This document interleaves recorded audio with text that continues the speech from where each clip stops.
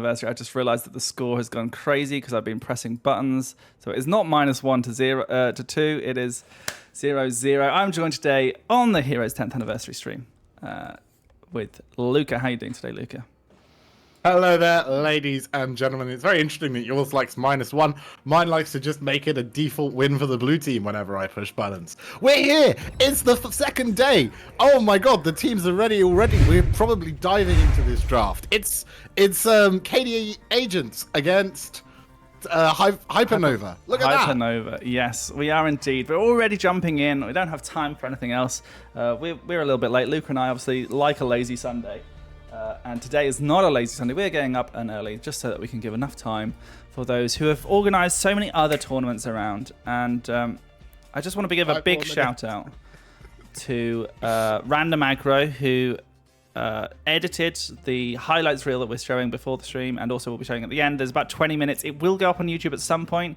Fingers crossed soon. But it's an absolutely phenomenal video with loads of stuff that everyone submitted. From Heroes Lounge games, and there's just loads of stuff in there. Obviously, we couldn't quite fit everything in, but hopefully everyone's going to be enjoying stuff that was submitted there. And it's just great to look back on the 10 years that we've had in Heroes Lounge. When it's sort of been 9 years, maybe 8.5, I don't know, roughly for Heroes Lounge, but it's been great to be a part of the Heroes of the Storm legacy, I should say. Certainly a very long time, and that legacy has brought us here to a semi-final. What a fantastic start to the day. We will probably get to touch on the map draft a little bit when we siphon into the lobby, but into the lobby? It'll make sense to trans. We'll do it in a bit. I don't know. Yeah. Infernal Shrines is where we're starting. What a lovely map. A real time-honored classic of the Heroes Lounge scene and of the competitive scene generally. It's such a classic that I didn't even have to change the background between between yesterday's last game and today's first game. But yeah, we can see, it's very much the even playing field that I think a lot of people find Infernal Shrines to be, and it really does test the mettle of the teams themselves when they turn up. How much have they practiced the exact drafts they have in mind, and also how much are they aware of what their opponents could be doing. That is a first pick Imperius. Now, this is interesting because obviously we've had Division 3 and 2 yesterday, and we haven't had such a broad range of skills in such a short amount of time in finals form for a long time, because often we have the lower finals the weekend before the sort of higher up finals, apart from the Nexus Rumble where perhaps you sort of see the lowers and then the uppers immediately. Did we not have all 5 finals in a row last season? Yeah, okay. But apart from that, it's very interesting that Imperius suddenly rockets to the top as we get to the higher echelons of Heroes of the Storm here. I think that they're cooking. I don't think that is like there's something deeper here than Imperius is the best hero in the game and we need it. I think. I don't know if it's contested. I don't think of Craterdell as an Imperius player, but maybe DK is running the main tank Imperius. Or maybe Hypernova. See the meta in a new way, because that is Phoenix Oriole. Well, I've been seeing Hazvops pick a little bit recently as well. This Imperius sort of early on, and I think it is just that if you can support him, he can obviously do a lot of work, especially with the slight changes there were to his talents. But then we have Valor locked down now, of course.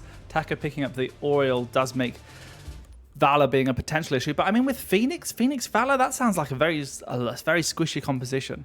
I wonder if that's something that KD Agents know that we don't. Yeah, or maybe it's just...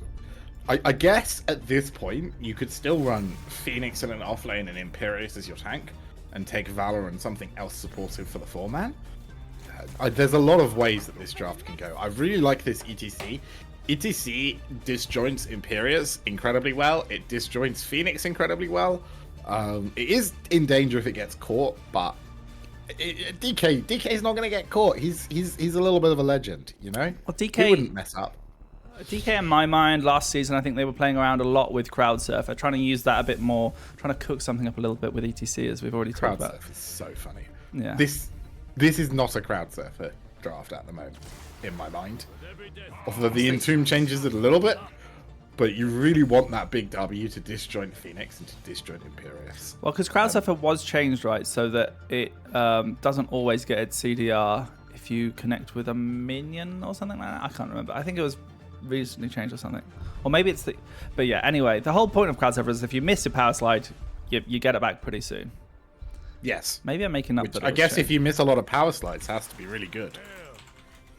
And Tychus rounding off the competition here. So this is very short range stuff coming in from the red team. They want to get in those enemies' faces. Meanwhile, Hanzo, not so much. So we'll be trying to stand back a little bit. Yeah, Shines is one of the better maps for the small arms because everyone has to step up to kill their minions.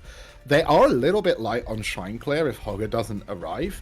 The Phoenix should rip through the Shrine minions much faster than a Tychus or an Orphea can, but it's going to be a lot about playing for position for both of these teams. I think I've completely made up that Crowd Surfer fact there. Just looking at ET patch notes. There was issues with Power Slide that made them untargetable into unpathable terrain with Crowd Surfer. That was the recent fix. And that was last year. So unless this website's not being updated, I am... They took a second off of the cooldown of reduction from Power Slide. Oh, okay. So it's actually slightly worse than it was pre-TC patch, I believe. But like 6 seconds, 5 seconds, it's all the same. Get it back pretty soon. It is very nice that you can leave. Also, sliding out over a wall doesn't feel so bad because by the time you've mounted and run back, you've probably got your stun back. Well, let's see how these teams do with that potential power slide. They're going to be facing up against it. It's Hypernova here in blue with Welkhorn on that Leoric, Grolog on the Hanzo, Kablamo on Phoenix, Panda J on the Imperius, and Taco is on Oriole. And your red team, the KD Agents, they are here trying to win this semi-final. DK on that ETC, Craterdell on his Hogger. We got White Tiger on the Orphea, McGiblets on the Malfurion, and none other than the man, the myth, the aviator, playing Tychus. Yeah, so they are. We have a grenade coming out from them. Trying to see if there's anything completely spicy here. We do have W build Hanzo rather than anything Q. There's sort of a little bit of variations there sometimes. But yeah, everything's fairly standard these days. Oriole, of course, going for that cooldown reduction in the clap. I really like Righteous Assault. I think a lot of people get drawn into the possibility of the big W damage. And more often than not, you just want a way of reliably getting it back. And CDR means you can clap the enemy front line a lot once they've used their stun, get a lot of healing, and then probably get a second big heal off in a fight. As the first fight of the game breaking out, that Panda J Imperius looks like it is in danger, cannot find a way home there, and a lovely first blood Malfurion, the deadly... I don't know what Malfurion is. Green dude. He's a green dude. Camp invade with the tank dead. Look at them go. Night Elf Druid? Question mark? Yes. All of those words individually mean things to me. The Treant Protector. No, hang on. As we do see Leoric going in, trying to go on that point, and we do see Malfurion fall very low, but they're able to heal themselves up. A couple of moonlights, but here comes Panda J with the Imperius. Can they find the Q? It doesn't actually connect with the targets they want, but Malfurion still goes down. However, the red team take 2 names after the blues only take 1.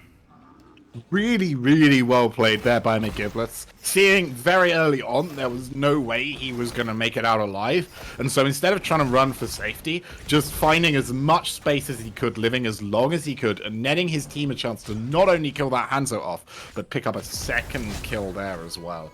Yeah, we just showed it in the replay, but down here in the bot lane, we do have Phoenix finding themselves a little bit in danger. Can there be any more damage? No, not quite. White Tiger's going deep, trying to find something, but... Kablamo, not letting it happen. When is White Tiger not going deep? This is his default state of being. DK is going to get Koya by the Imperius. Can't knock back the Q if you don't see it coming. As Kablamo takes a lot of damage, but unfortunately, Avia unlucky on that grenade, knocking him out of the route as opposed to further in. Yeah, it's always a tough one. That slight little knockback from the grenade can be so useful at times, but equally just a little disruptive to your teammates' plans. So 3 kills to 1 right now. First objective is spawning a Mortar Punisher. And ultimately, these teams have to decide how much do they want to stall this, because both teams are going for their Bruiser Camp. So I think the red team have a problem in that without Hogger, their shrine fight is a little naff, relatively speaking, at least. Especially so it'll be pre-turn. interesting to see whether they bring the Hogger, which it looks like they're doing. So they're going to have to take this quite fast, right? The blue team instead, though, they're just going top and clearing out the camp. So it looks like they're going to give this first objective. I'm worried that they're not going to get enough value topside. I love the acknowledgement of this. You know, you're absolutely right that Hogger has to come down to be on this, and it's, you know, the one that Hogger loves to spin around on. Oh, we do see Phoenix caught out a little bit. However, I think they are going to get away. But yeah, speaking of the push and top, obviously there's minions here, but Hanzo Imperius, not the biggest damage dealers to structures. They will still do a fair amount, and they are going to open up this fort, but I don't think we're going to see much, as long as White Tiger does indeed land some abilities on those minions. Yeah, Hogger's finally finished spinning around bottom side, but they have taken the objective here. You can see DK rotating up in the top lane, though. Not a lot going on here, actually. Apologies, I might have baited you, Chance. There's stuff still going on. But Phoenix goes down, but Imperius is... Oh, Grolog. God, is this Dragonshire? Please. Please, let's just have all the fights in one place, thank you very much. As we do have this Punisher coming down, and will they get the same amount of value? It looks like it, as this blue team have had to have a very slow rotation. And because of that, no one was there to defend against this Punisher. And as we can see already, these minions doing so much work with Tychus as well. This is a decent pushing composition, and they are going to get a fort here at 4 minutes 36. Yeah, very nice start for them. Phoenix has been caught out here as well. Oh no, Kablamo going down. Taco in danger on the Oriel. The spin is not quite big enough for Kratos. The angle so gnarly there. Not quite the required mathematician to find those triangles with the spin. What a hero. Yeah, and what although a beautiful plan. We talked a little bit about this off push here that they were doing during the shrine, and obviously Welkhorn said, look, we're just going to have to keep it up here. Let's keep going. And they are going to get most of this fort, if not all of it, as Welkhorn here dismounts Hogger. The minions trying desperately to do something, but as the other lane turns up, it's going to be almost gone, and that is, apart from the XP trickle that you'll get from taking down the fort, that is pretty much a dead fort. Nicely escaped there by Aviator. Absolutely massive spray and pray there with his Q, getting that damage out. Very well done.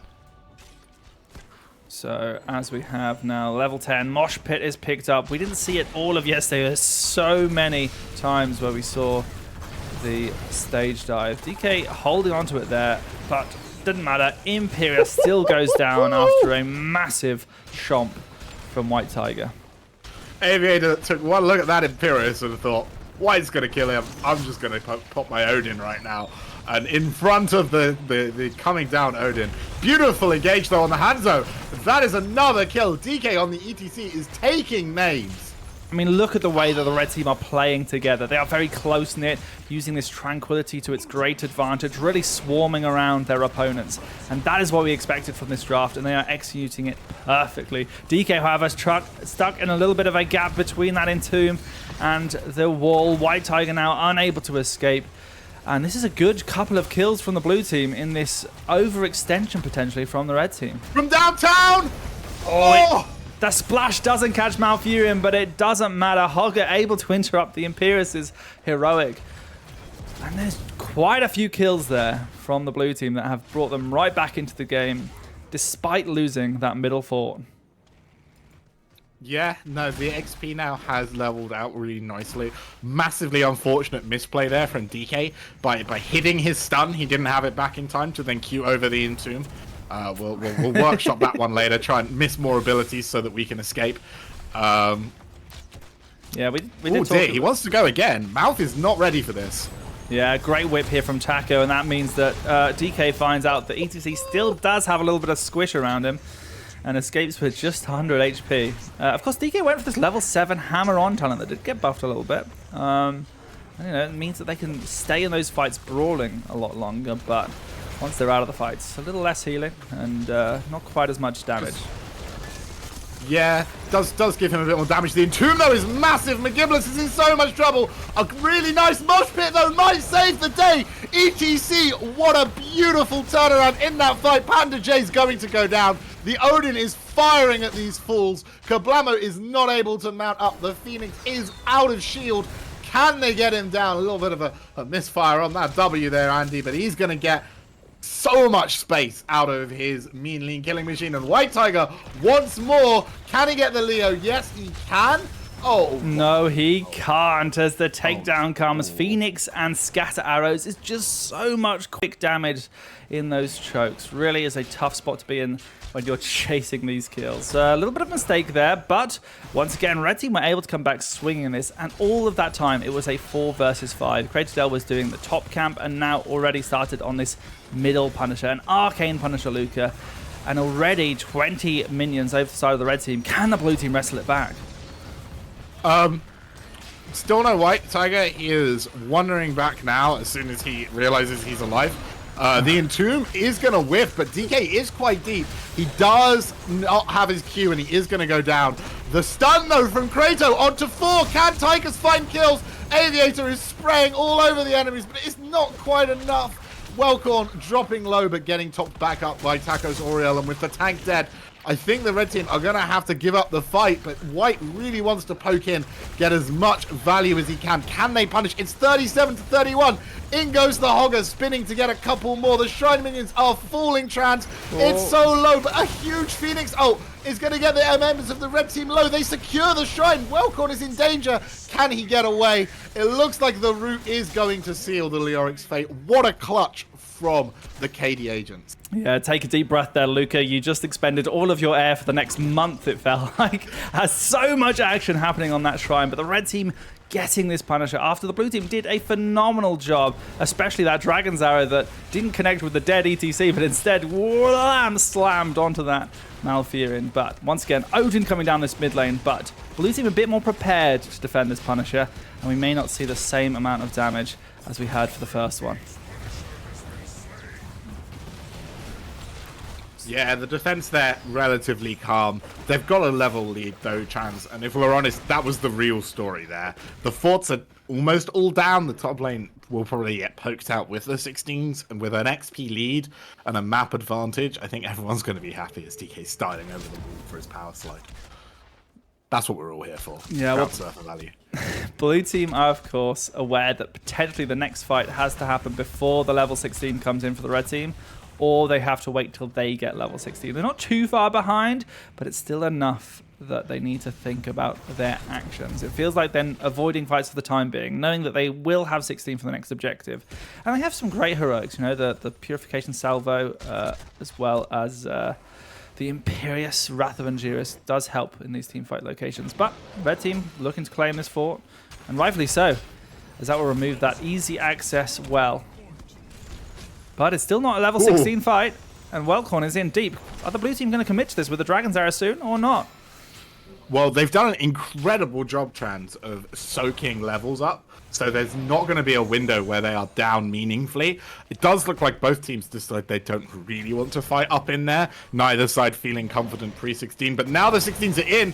The engage is on Panda J. The Entomb catches the Malfurion. The arrow hits, as well as the Imperious Q. But Leo is the first to fall. Phoenix doesn't have enough damage. White Tiger, though, going down to a massive scatter. Kratadel is in trouble in the back. ETC in the front going down. Can Aviator get his way out of here? The Tychus is just about going to find safety, but what a huge scatter there from Hanzo again.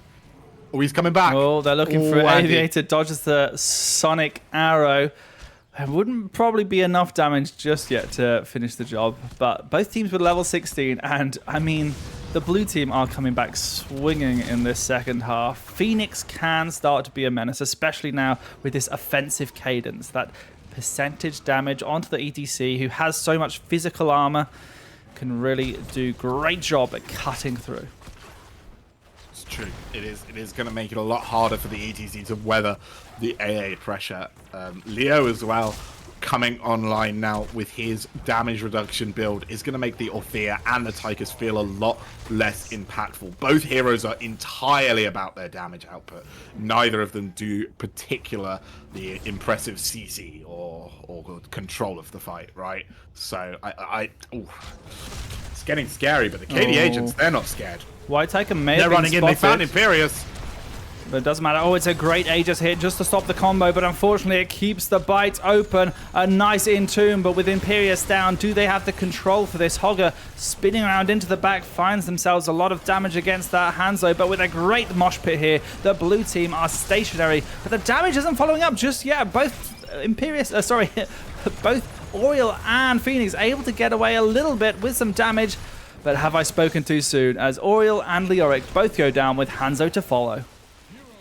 Yeah, really nice fight there from the red team. Initially finding the Imperius, and then DK on the ETC, knowing that his team can kill it, just sliding in and harassing the Oriel, pulling interrupts from Mosh Pit, so she can't focus on the dying Imperius, and splitting her opponents away long enough to secure that kill. Bless you. As we now have the objective in the top, Frozen Shrine coming in. 8 kills to 14, but it feels so much more back and forth than that. And I feel like, obviously the death timers are getting a bit longer now, so every kill matters a bit more control. And this mid lane does have a large wave starting to pile up. There will be a catapult as well coming in.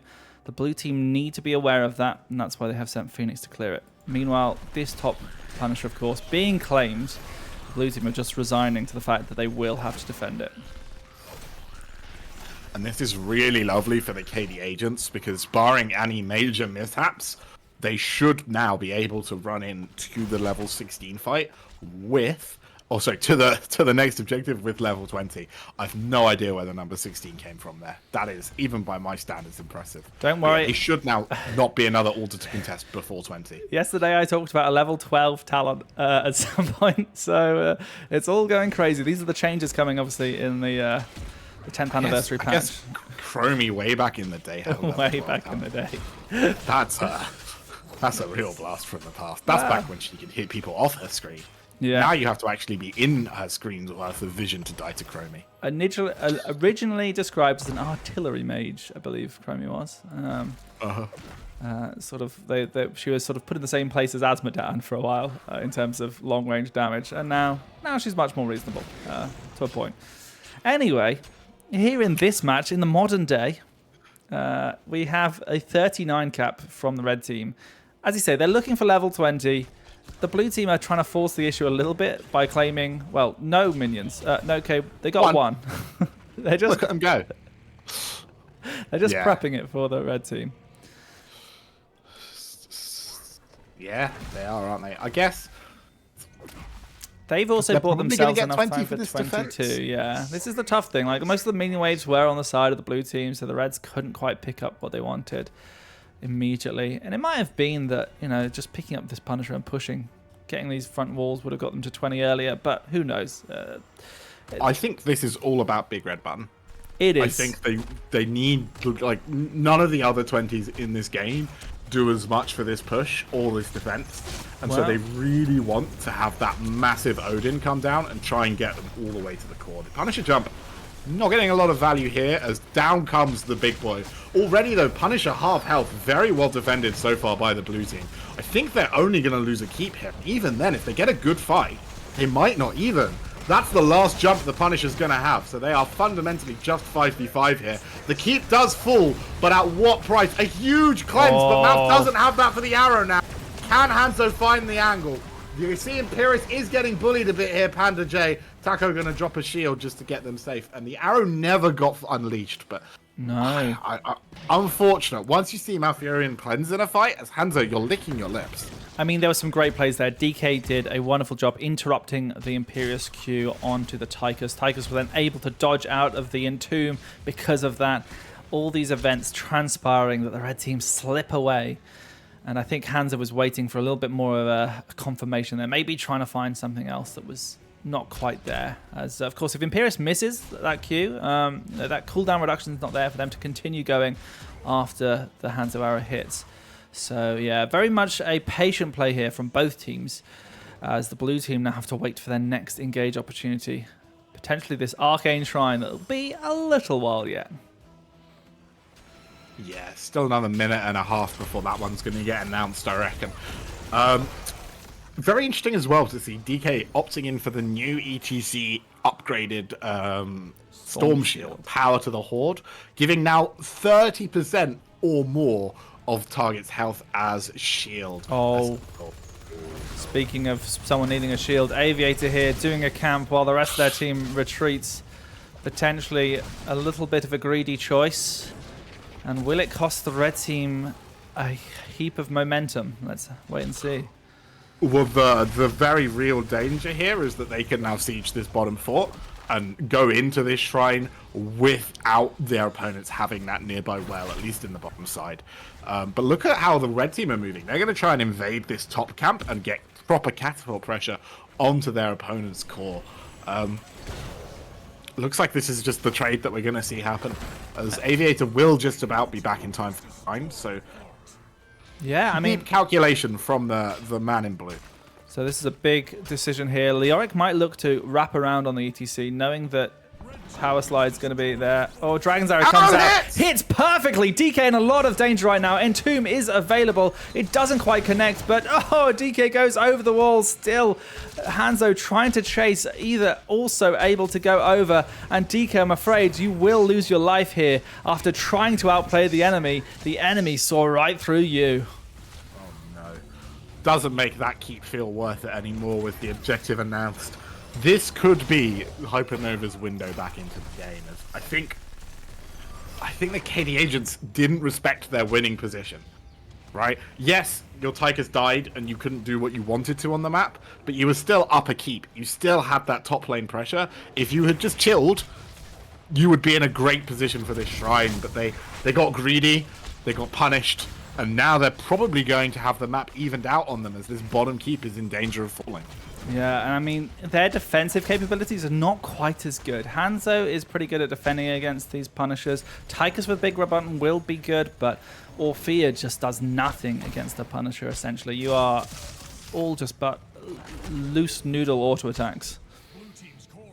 What will be very interesting to me is if we're going to see them 39 cap this whilst they go back and clear up the catapults. So they might not even be allowed to get to 39.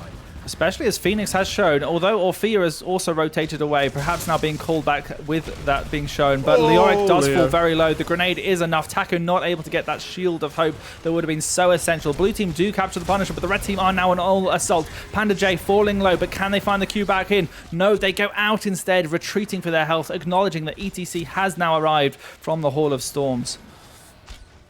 Yeah, 5v4, but only for a short window, as Leoric's already halfway through his respawn. Gonna see him back in time to get some value with this Punisher, but a really nice start here from the red team to their defense. But DK's been caught out in a sketchy position again. Oh no, the Tauren Chieftain, will he fall here? Panda J has eyes for that Imperius, but maybe went a little bit deep looking. Is gonna blink into the mosh pit. The Aegis will be enough for now. The heal, though, will it keep him up? Yes, it will, and Crano goes down. What a trade. Aviator now looks like he's in so much trouble, but the Malfurion is what Wellcorn has eyes for as the Tychus is allowed to scam his way home. I don't think it's going to be enough, though. I think Hypernova have done it, Trans. It looks like Wellcorn is going to get 2 more kills with that Wraithwalk, and the Punisher is taking down the Keeper and marching on the... Yeah, a bit of a desperation here from the red team, potentially. They fought behind the Punisher, knowing that if they got a great mosh pit, they would have found the game. But unfortunately, just finding one target was enough for the Aegis to prevent all meaningful damage. It's GG, well played, and Hypernova take game number 1 in this best-of-3 semi-finals.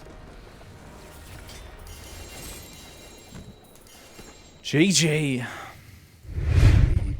What a fantastic game. Number 1, the KD agents seemed to have control of the game for so long, but Hypernova's showing that the comeback mechanics are real 10 years later, and if you just stick it out and get a couple of big fights, you can find the angle. And they did a really good job of keeping the pressure on KD agents and never letting them feel stable in that game again. I think that a lot of those late game decisions that the KD agents have made are made on the back of pressure, on the back of feeling like the choice is being removed from you. Yeah, I mean, there wasn't ever an opportunity where Hypernova were really ahead at any point. They were just keeping level, and I think that's an essential part here. KD agents, they had the structure advantage, they had a slight XP lead, but not a lot. And you're absolutely right. The Hypernova were just playing as if they were equals, as if that they hadn't lost the keep, they hadn't lost all their forts. They were just saying, look, we will fight you wherever we need to fight you because we know this is the only way we get back in this game. And it proved it wrong. You know, it was very good. I accidentally put the wrong score in there. Let's put that. We at least did the predictions right. This is best of 3 Doom MC, as we'll be. This is a semi-final. And then we go into another best of 3 grand final after this. 2 fantastic matches coming our way, I'm sure. But we can have a little look at the map draft, because I believe we didn't get a run through that before we dove in with such great pace to map number 1. The team's ready only 5 minutes later than they should have been. The KD agents banning out Dragonshire first and Tomb of the Spider Queen. I know Tomb is a map that they generally haven't liked for a long time. And they're coming up against Hypernova, who've removed Battlefield of Eternity and Sky Temple. So there is potential for a Braxis game. Yes. In fact, a lot of the bad maps are left. Well, you say that. I'd like to see... we've still got Towers of Doom here. That's still a good map. We got Towers, and then Cursed is an acceptable map, and then we're scraping the barrel. Yeah, well, we'll see what these teams want to opt in for. First pick has been chosen by KD agents. Hypernova have the choice. And do they want to feel somewhere where they're ultimately comfortable? Is there something that they feel like they're better at? Is the early game much more KD agents' bag? But the late game decisions for them, it just feel a little bit... That last little bit of slicing the throat of their enemy isn't quite there yet. I think really what we saw there was not necessarily a failure of late game as much as it was not correctly tracking that the momentum had changed. I think they played so much of that game with full control of how the game was going that when they did then lose Aviator, they were still in the mindset of, we are ahead, we have a lead, and actually from that moment they have to play passive. They have to chill, and they have to let their advantage consolidate and find a window to leg sweep their opponents almost, right? To get them off of that lead. And instead they kept looking for little bits, and instead, because they don't have the advantage, they don't have the momentum, they're punished multiple times on the map looking for this, right? Yeah, you're absolutely right. I think it sometimes can just be that grain of sand that breaks the camel's back, and it's just very slow sort of descent into what can feel like madness at the time. It's a very difficult thing to do when you've been allowed to play a game a certain way for 20 minutes to suddenly switch your mindset, right? I think that is one of the most underrated skills in this game, going from complete calm and or complete control to suddenly letting go of the wheel and saying, there's no way you can steer this without me griefing. I'm just going to chill. I'm going to let it happen. Yeah, there is a funny... It's the thing sometimes, even when you're 2 levels ahead, once you get to level 20, even if you're level 22 to 20, the talent tiers are exactly the same at that point. Sure, you have a percentage difference, but that major advantage you have has gone. Unfortunately, Mixin, we are going to Volskaya Foundry. Who doesn't love a bit of Volskaya Foundry? Mixin doesn't love. Mixin. Understandable. Welcome, Lime Bus. Welcome all the way from your down under status. Yes, we're going early today.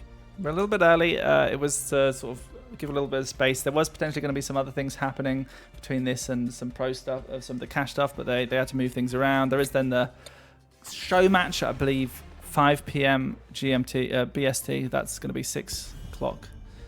Basically, they were sat in the planning room and they thought, wouldn't it be funny if we made Luca get up early in the morning on a Sunday? Yeah. And everyone was just like, yeah, it would be. And here we are. Kablamo is not going to be allowed to play anymore by the looks of things, Trans. Yeah, I mean, sometimes Phoenix can be that thing that early game doesn't feel like it does a lot. As soon as it gets that level 7 talent, a few it gets those level 16 talents, it's like crazy. Linebus, you are, well, you're New Zealand, right? Down under is usually Australia. Yeah, it's the same stuff for me. Like, that's all down under in the underneath the globe. The sea, under the sea. I view New Zealand is better. I was pretty sure it was New Zealand, but I couldn't quite remember, and I didn't want to insult, so I thought Down Under was just covered it all. But apparently that was wrong. Take it from me. The blue team seriously believe Imperius. First pick, banning it from second pick. They're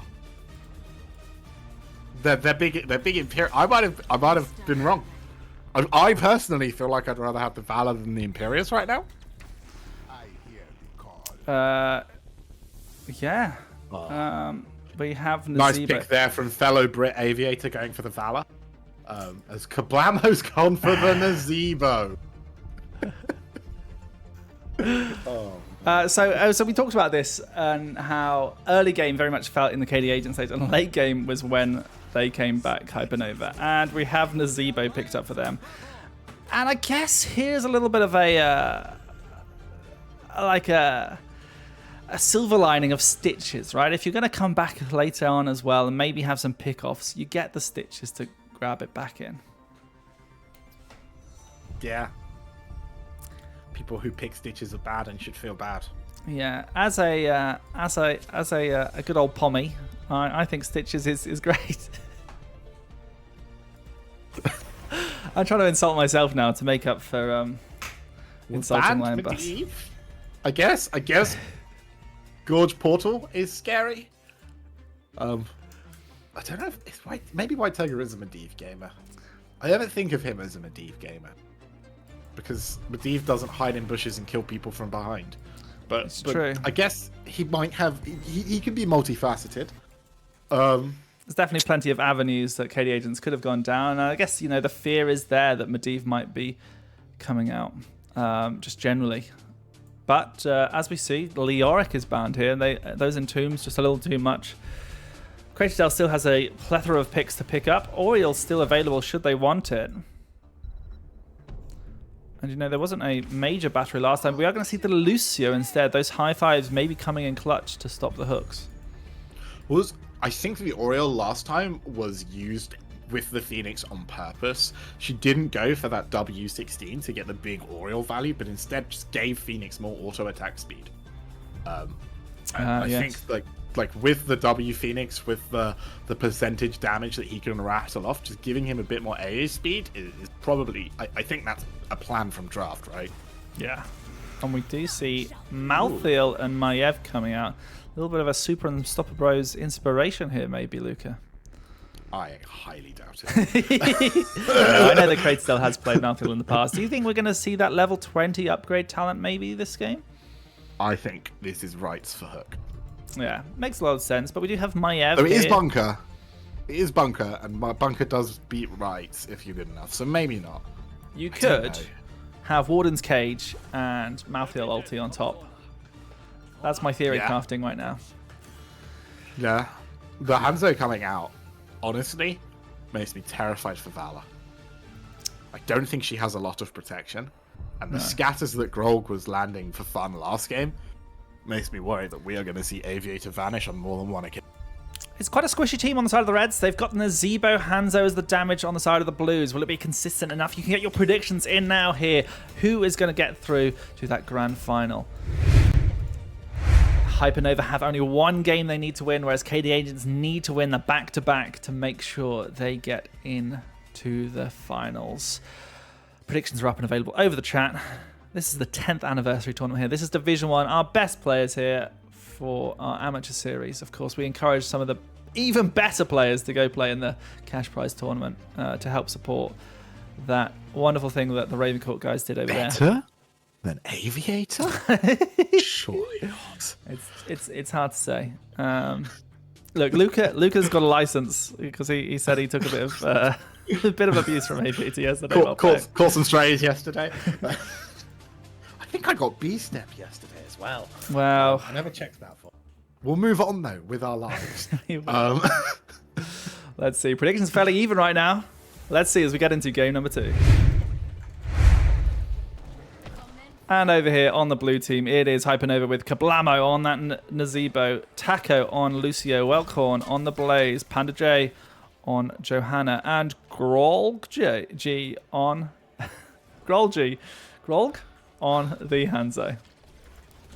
And our red team, they are 0-1 down, but they are certainly not out. White Tiger is bringing out his Maiev. We're going to see DK on that Stitches. McGiblets stuck on the little Anduin. Cradidel taking on the Maiev. Marthael. And of course, Aviator bringing us that AA Valor. Can he land those autos and carry his team to victory? White statement of intent there. It's a really interesting thing to go for AA Valor here when obviously Stitches is not going to give you a lot of space in the most part. You know, Stitches is going to be very far back. Valor's going to be quite exposed. The peel is a little bit tricky, but I guess you've got Maiev to try and do something. But as we see Aviator step up to get those auto attacks, Hanzo is right back at them, loading them up with a Q and autos. But good hook from here from DK. Lands on Taco, but no damage landing just yet. So I hear your concern about AA Valor. I'm going to suggest that you're analyzing it slightly wrong. I think so too. The question I would ask is, what do I want my Valor to do on this map? Well, someone has to kill the buildings, and certainly not Maiev or Malthael. Which Valor build kills the buildings fastest? Probably the one that gives me 50% more AA speed. So I think that it'll 25. I think that is most of the logic behind this AA Valor. It also clears the Punisher quite quickly. She's not going to get some of those insane teamfight carry AA Valor moments where you start vaulting in on squishies, absolutely wrecking them and having your team bail you out. But it's the macro AA Valor. Yeah, I think there certainly is an opportunity. And of course, you know, when these team fights get a bit brawly, that value will come out a lot more. And here, if the teams choose to play the objective, they certainly will. But I'm imagining that the blue team are going to try and not play the objective for as long as possible. They're going to be looking to get Nazeebo stacked up and up and up. Although we do see Toad build, so it's not a guarantee that Nazeebo will be just offlaning all the time. I think both teams are very comfortable chilling till 20.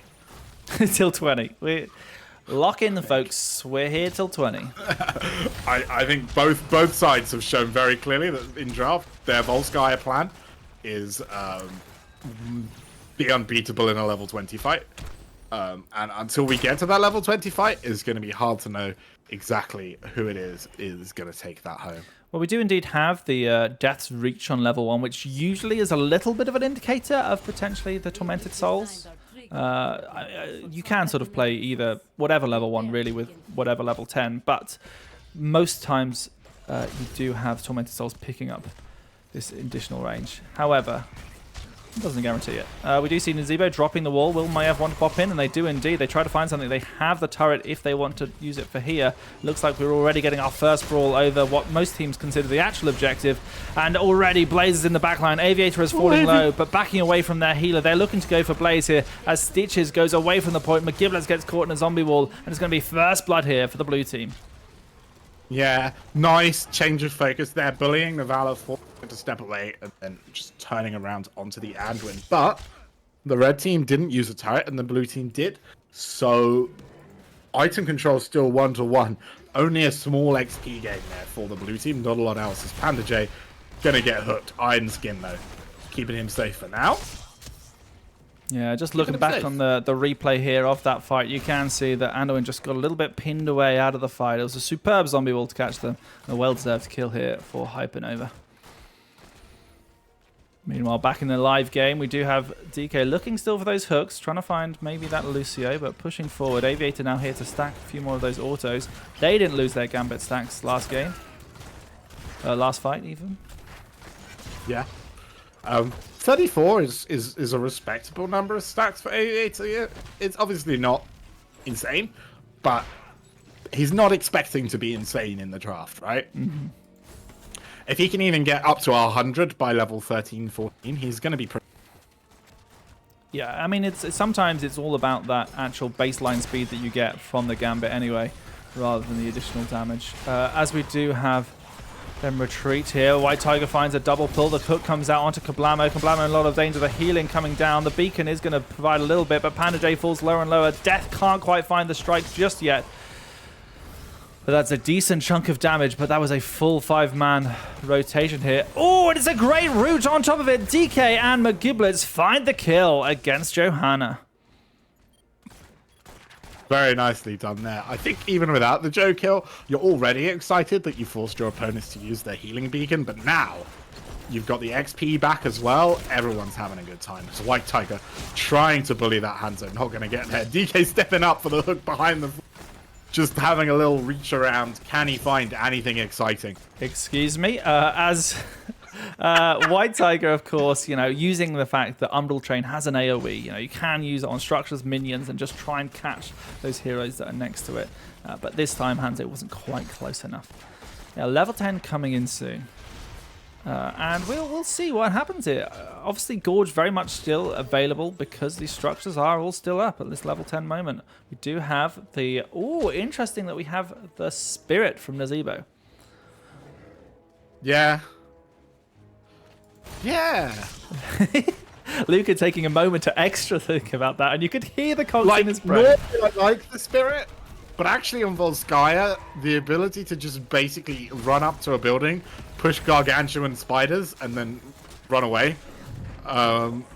They might be sad they don't have that. The arrow is just going to get gripped, as Johanna is very much on the wrong side of this. Panda J trying to fight for her life. The bunker is not close enough. I do wonder if Blaze could have just walked his mobile bunker towards the building, but Lucio got caught out in that fight as well, and that is going to be a triple kill for the red team. Yeah. This is the problem with the objective one. And that is exactly what the red team wanted. I mean, you say it's the problem with the objective. Currently, it's just the same as the Dragon Knight at the moment. But with only Blaze in there, it's not getting a lot of damage done. Of course, it has additional damage with 2 people in it. I say this every time I cast Volskaya. But yeah, I think, we saw the red team's composition execute exactly how they wanted it to. And they didn't even need Last Rites. They have gone Tormented Souls, but they're using that Gorge to get the additional pick-off, well, the initial pick-off, and then using the Warden's, not the Warden's Cage, the other one. DK, however, though, finding themselves a little overextended up in the top lane. DK's playlist there must have finished, had to find some new songs, tapped back in.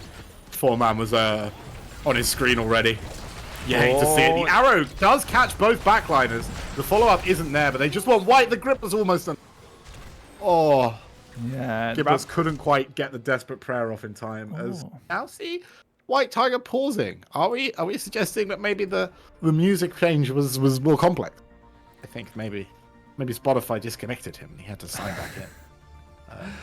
White Tiger making sure to pause this time if they want to take extra time in the Hall of Storms potentially. Yeah, I forgot about that. As here in this game, yes, it's getting very close. Good double kill here taken up. And McGiblet's just potentially feeling like Maiev was able to get away without a pull a little bit earlier on, but then committing it a little late. Not quite getting away from the Hanzo's damage and this Nazeebo Ravenous Spirit.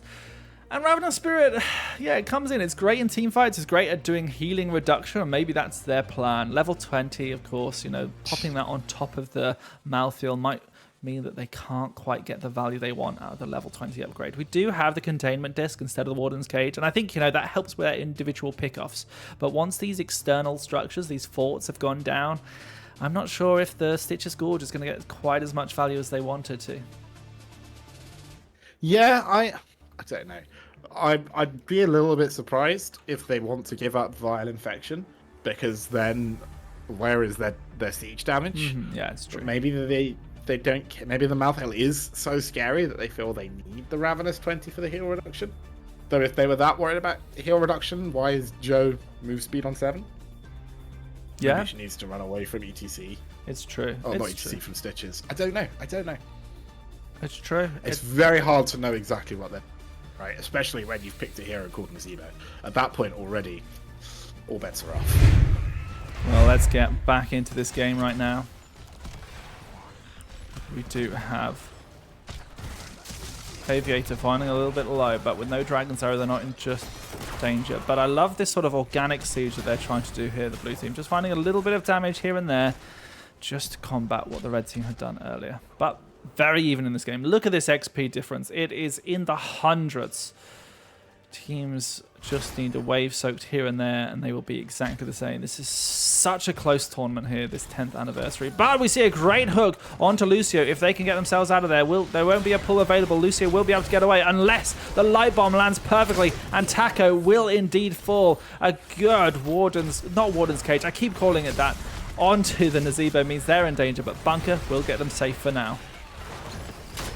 Yeah, and Nazeebo's in a lot of danger, but the turnaround, can they find it? No, they can't. Cradle getting that kill. 2 seconds to his W under that. And he's looking at Hanzo, but I think that bridge too far. Blaze goes down, but is Cradle too deep? Yes, he is. Punishing that Malthael topside. Yeah, an interesting team fight there for sure. It is going to be... What is this bloody Containment Disc? I keep forgetting it's called Containment Disc. I remember it's called Containment Disc, and then I forget it's called Containment Disc. So it has been getting a little bit of value here and there. Oh, and it's getting onto Johanna. There won't be a hook available. Gorge is there in 10, so it's a little bit of a while. But ultimately, nothing to come of it just yet. Too much damage coming out on White Tiger before, and they can't stay there long enough to tether him back in. Hook Gorge is back, though, so DK can once again roam around and look to be annoying.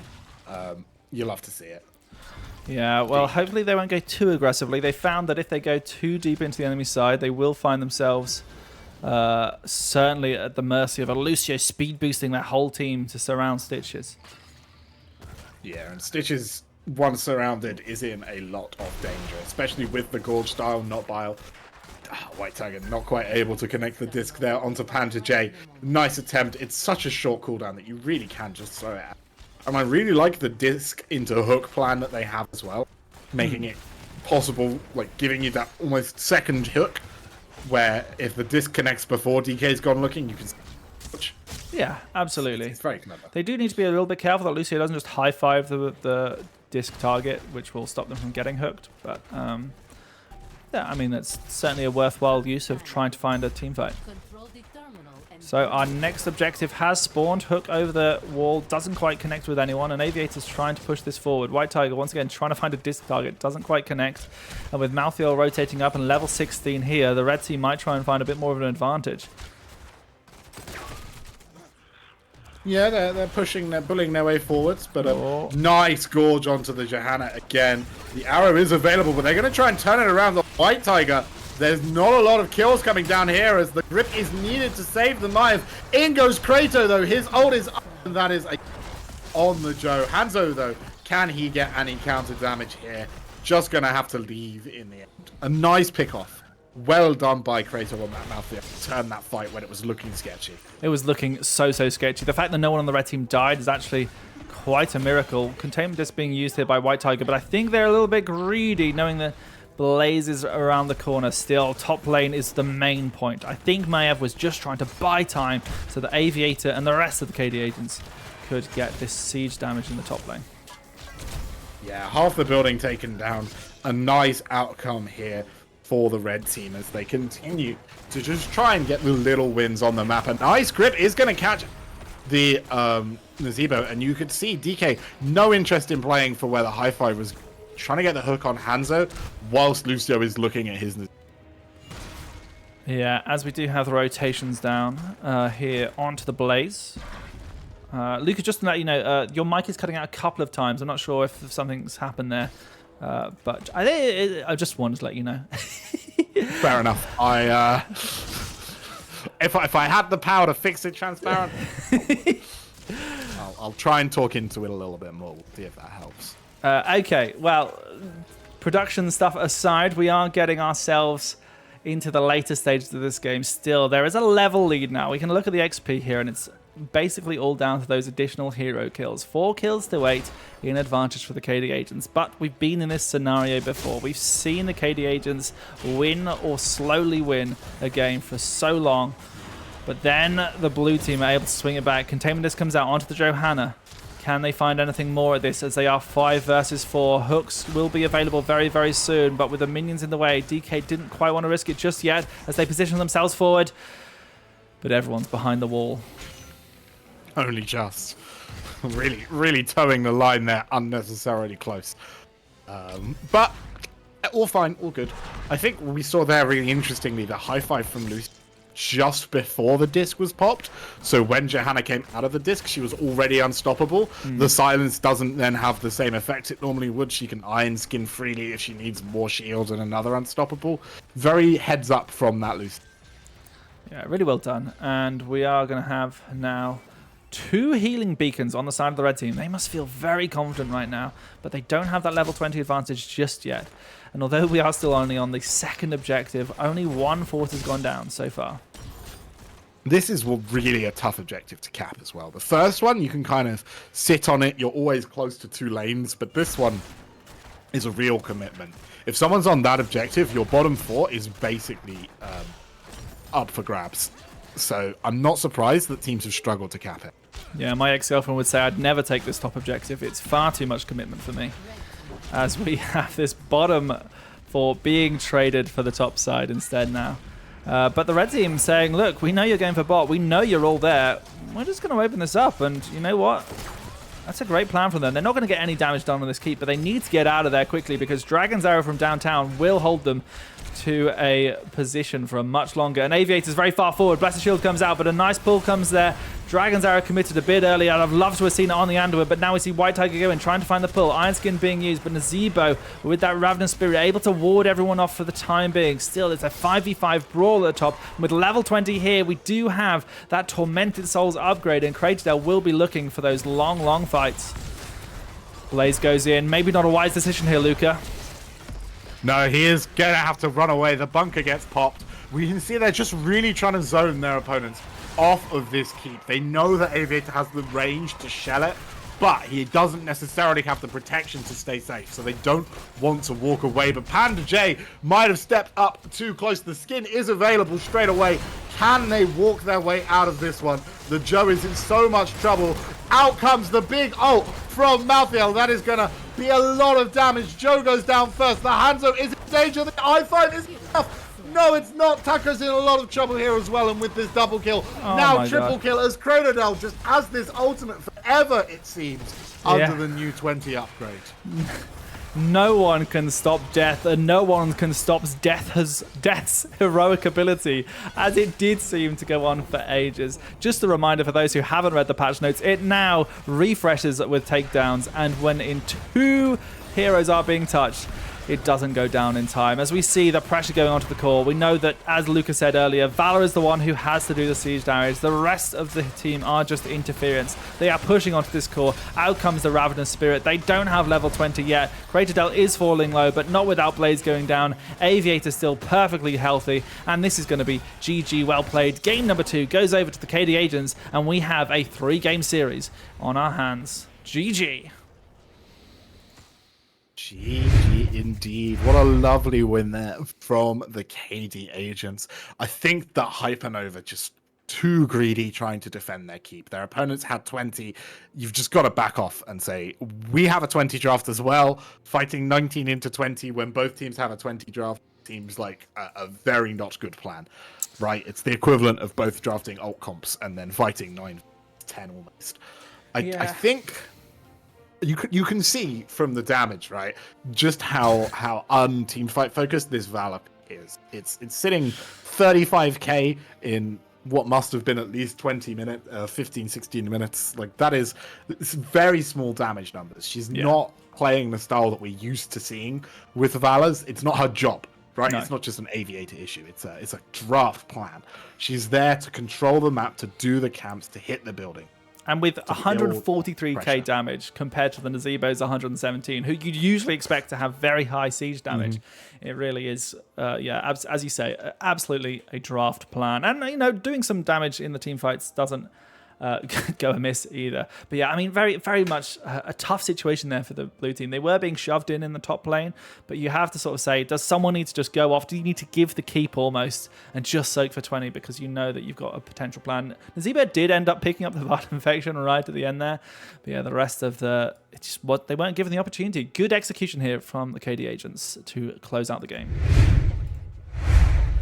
Very, very well done by them indeed. What now? You gotta find a way back. You have to feel like KD agents have some ascendancy here. They should have won map 1 by all accounts. They did win map 2 without ever looking in danger. They've been given map pick, which is the second time they have this now. Where are they going to take us? Where will we go? Will it be Towers of Doom? It's a big I question. feel like of all of the maps available, Towers of Doom is the hardest to throw. Yes. Yeah, if you draft properly, I think, whatever, it certainly is. And Towers of Doom has indeed been the pickup. But yeah, we have seen KD agents, obviously, and this, the drafts they've had. We've seen Stitches come out. We've seen this Malthael as well. A few other heroes. Yeah, Towers of Doom certainly does benefit them a little bit more in the draft. I'm wondering what we're going to see from Hypernova as their teams. Even the Imperious, it doesn't quite suit this map as much. No, main tank game's fine. Just yeah. It'll be all right. Yeah. It'll be fine. Just first pick it. I don't know. I think generally, like, KD agents are going to be sat here right now thinking to themselves, we had them game 1, we won game 2. We just have to make sure that we're not in a situation where one bad decision can cost the game. Whether you believe that to be true, whether you think they will win again, is interesting. But I think that's probably where their mindset is at right now, right? And I think this map pick makes a lot of sense there because they know or they think that if they can be solid, they should be fine. And this is a map where it's very easy to be solid, and it's very hard to kind of have the rug pulled out from it. On other maps, you can lose one fight and suddenly your core dies. That never happens here. Well, I know that Aviator has got some places he needs to be this afternoon, so he's probably thinking, I either want this to be a very quick game, number 3, or he wants it to be a long one that they lose, and then he can get on with his day. So basically, if at the 16-minute mark, Aviator starts running into tower, we all know why. He's got places to be. Although it seems like he's not that urgent because he's the last one in the lobby. Yeah, thank you for everyone who's predicting and stuff. We have, of course, do a big shout out to everyone who's helps with the league. Got a big thank you to Luca, who was obviously doing some bits yesterday as well as playing, and also here today. You'll be casting all day today, Luca. You're doing the finals. I am. I'm here Sammy. all day. I ran some production, I produced some entertainment, and now I'm just sitting here and yapping. And that's where I feel at home most of all. Not having to do anything at all except spew nonsense. Yeah. And there's a lot more nonsense where, like, don't you worry, guys. Yeah, obviously a big reminder that sign-ups for Season 27 are open now, and you need to get in there. It's about a week until sign-ups close, so make sure you get there. Of course, the 10th anniversary of Heroes of the Storm is tomorrow, so we look forward to seeing what might occur. Who knows? As we get into game number 3 here, Towers of Doom between Hypernova and KD agents in our Division 1 Heroes 10th anniversary tournament. And I'm excited to see who will be the victor here. These teams are so close. It's such a good series to watch. 1-1 right now. It's been very tight. It does feel like KD agents have had a slight upper hand, but it really has been marginal, and we've seen that it's definitely not comfortable for them. They've been punished once already. They might get punished here again. I'm really interested to see if it's a first pick Imperious. I think it might be. So first pick, of course, is in that blue team. And yeah, as you say, they have picked up the Imperious before. The priority that they've put on him is insane.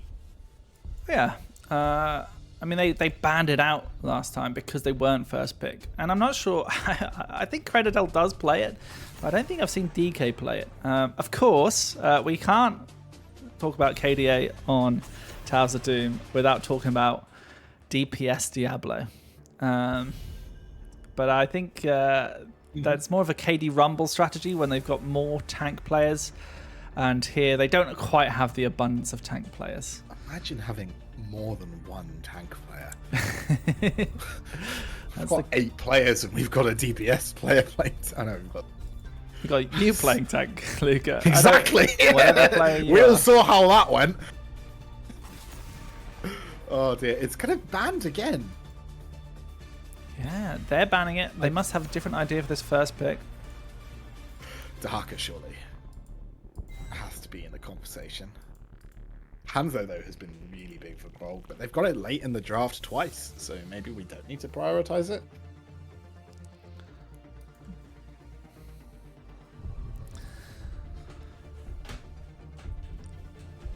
Let's have a look. Let's see. Let's see what we can do here.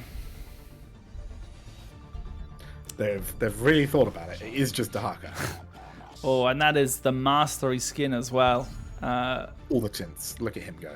And that's the thing is, no one really uses the mastery skins for Dahaka because there's so many great other skins. But I mean, it is a fearsome looking skin. Not batting Stitches, Sus, as we see Stitches Malfurion come out from the red team. They like that Malfurion a lot. And here with Stitches, it makes a lot of sense. Will this force the blue team to ban Medivh as well? If you're worried about it on Volskaya, you surely have to be worried about it on Tap team. I like the Malfurion pairing this time. It shows it's a different style. Whilst with the Anduin, you're looking to try and basically run your Stitches as far away. Malfurion is a lot more about killing from the hook. So we might even see Bile coming out and trying to go for hook into a route with a Twilight Dream. I like the Falstad though. The Gust is really disruptive for these one-off kill. Yeah, certainly it can be, but also you can commit your friend to death if you accidentally gust the Stitches who's just scored someone. A new brag being banned out. They don't want that cocoon coming away. As I say, if they banned Medivh in the last game, surely they're banning Medivh now.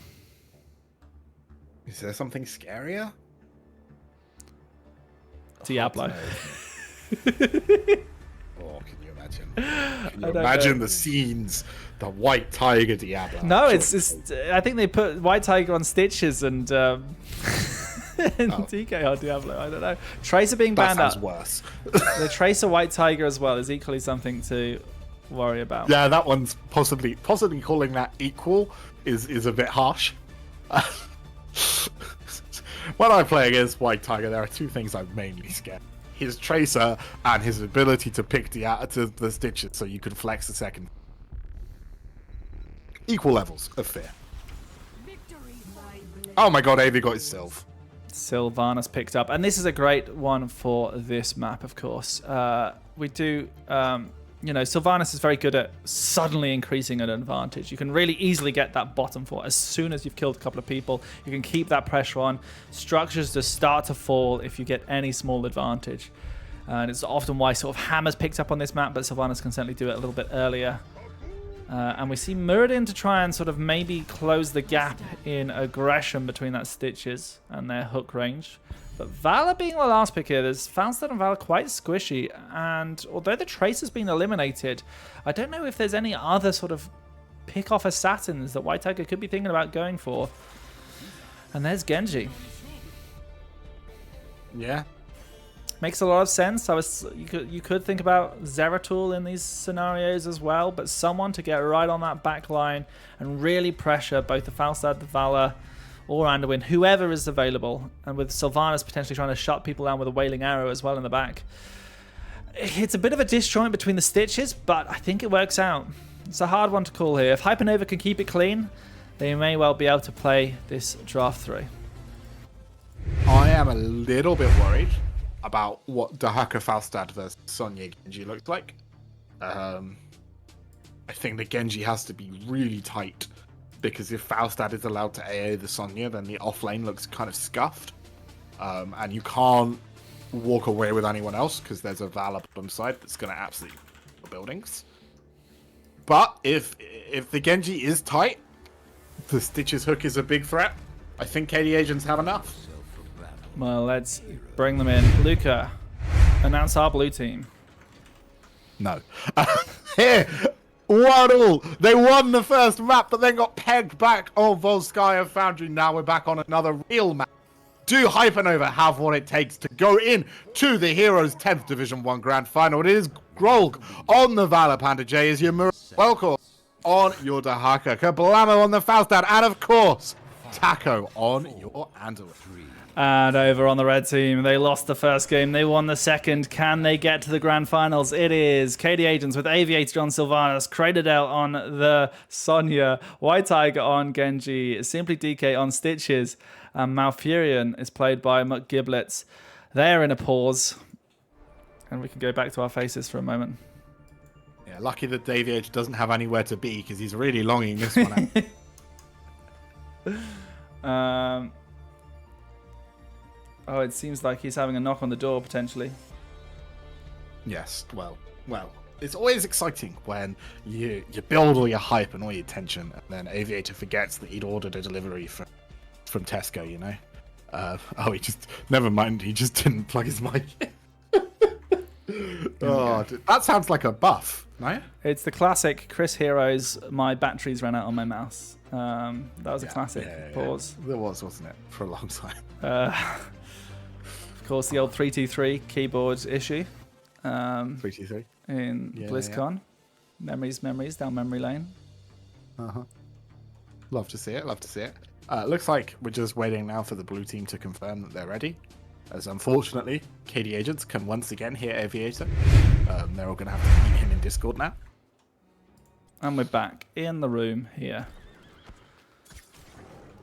So yes, what is the strategy here for the red team? Obviously, they have this hook. The rest of the team is all very much an aggressive stance. Sonya to leap in. Sylvanas equally can focus on those backline. Of course, Genji will be there to deal any finishing blows. So maybe Stitches is just the meatbag distraction for Muradin and Dehaka. Yeah, I'm going to be very interested to see whether it is a Gorge or... Because the Bile looks like it supports the Sylv and the Genji a lot better. But then the Gorge has so much inherent threat. I'm sure DK has a plan. Sure he does. We do have globes, of course, on level 1, which does usually entail the Gorge. That little additional movement speed can help in closing the gap between your Gorge target and the structures. But both teams diligently doing their siege camps now, Luca. And, well, neither team particularly wants to invade. Of course, Dehaka can try and come in here quickly.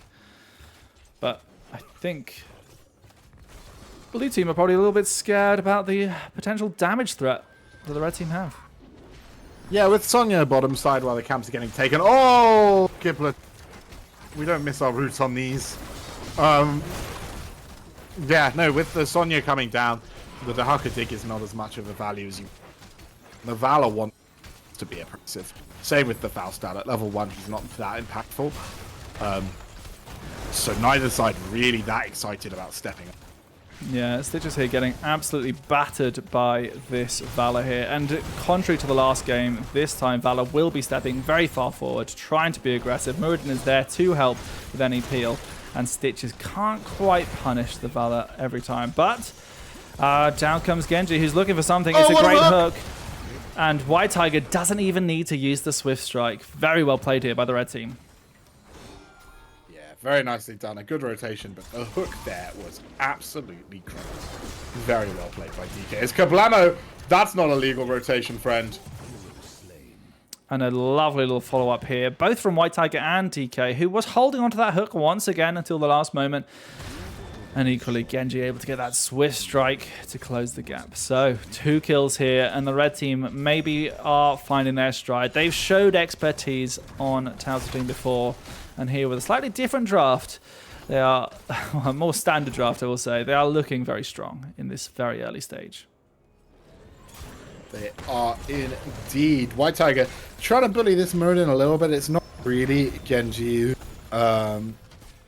forte, but I think it's still annoying, you know? Valor is building stacks very quickly, though, compared to last game. Grolg is already on 42, going to be on more. We do have a little bit of an invasion. She's going to represent a lot of threat to this Genji and the Sylv if they can get fights on her terms. Fights breaking out still here on the bottom as Dehaka and Faustad have to ward off Genji and Sonya on the top side. But the red team really looking forward. The DK popping his trade here to avoid the slow of Muradin, just to make sure they could get that interrupt. But as Falstad makes their way bot, they don't have the fly available, but they could still barrel roll over some of the terrain. Yeah, dig is also up. So if Genji comes down here, Dahaka can try and dig in and turn this fight around. But 7s for the red team and not the blue. I mean, they are going to want to do that in the short term. Yeah. It's very interesting to see how Sonya moves. This Valor isn't target. Yeah. No, the dig comes in pre-7. Can he lick Aviator? It certainly He is. is not letting that tongue come over him.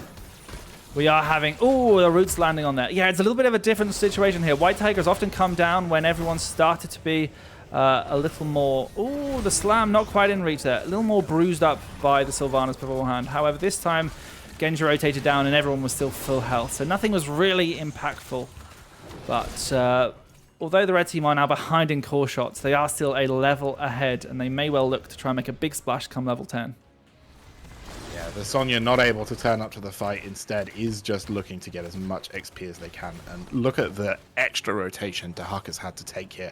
Doesn't look like much further, but there are no bushes the way he is walking. He is not any of that race car speed on his side.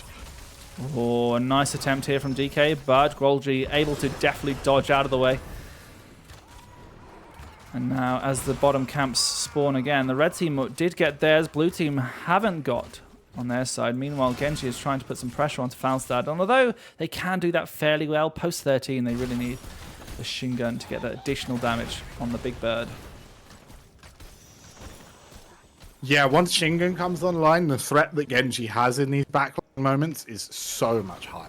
It'll be interesting to see just how much pressure he can put out onto this Falstad. As still the level lead remains. The red team are going to be very excited about their early 10s. So up in the top lane, Sonya has done that camp. Genji is here, but I don't know if the hacker knows it. Well, they certainly do now as Genji comes out of the shadows. Blue team will acknowledge that Genji's in the top lane, and that is why we suddenly see Valor score themselves down into this bot lane, try and shove them out. Aviator pushes forward, disabling the mercenaries. And with the Stitches rotation, Gorge does get picked up at level 10 with Leap, X-Strike, Tranquility, and Wailing Arrow. Interesting to see the leap. A lot of the time when you pick Sonya into Dahaka, you play for Wrath and you try and absolutely abuse the lane so that he really struggles to dig. Look at how much pressure, though, the blue team are suffering against this Gorge Stitches. Yeah. As they are eventually going to have to step back. I think they were literally stood outside them. Well, at least So here, much space control. Yeah, they are sort of waiting for that potential gust, but speaking of which, Falstad gets Gorge. We do have the roots come down, and a pull is necessary. Kablamo able to just get away with a gnat's whisker of HP as Anduin, unfortunately having to go so far forward to get that pull, becomes the target of the leap themselves. And it's a really great clean kill here from the red team. Lovely stun from Muradin, though. Almost sees White Tiger as he tried to play for the Valor. So difficult to get that Q onto the Genji. Very well done by them.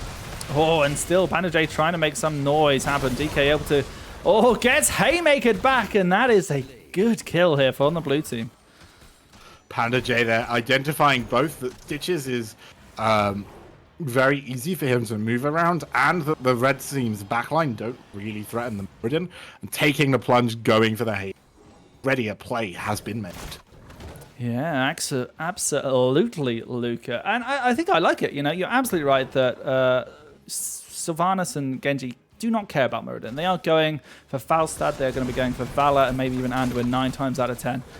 And so Muradin just, yeah.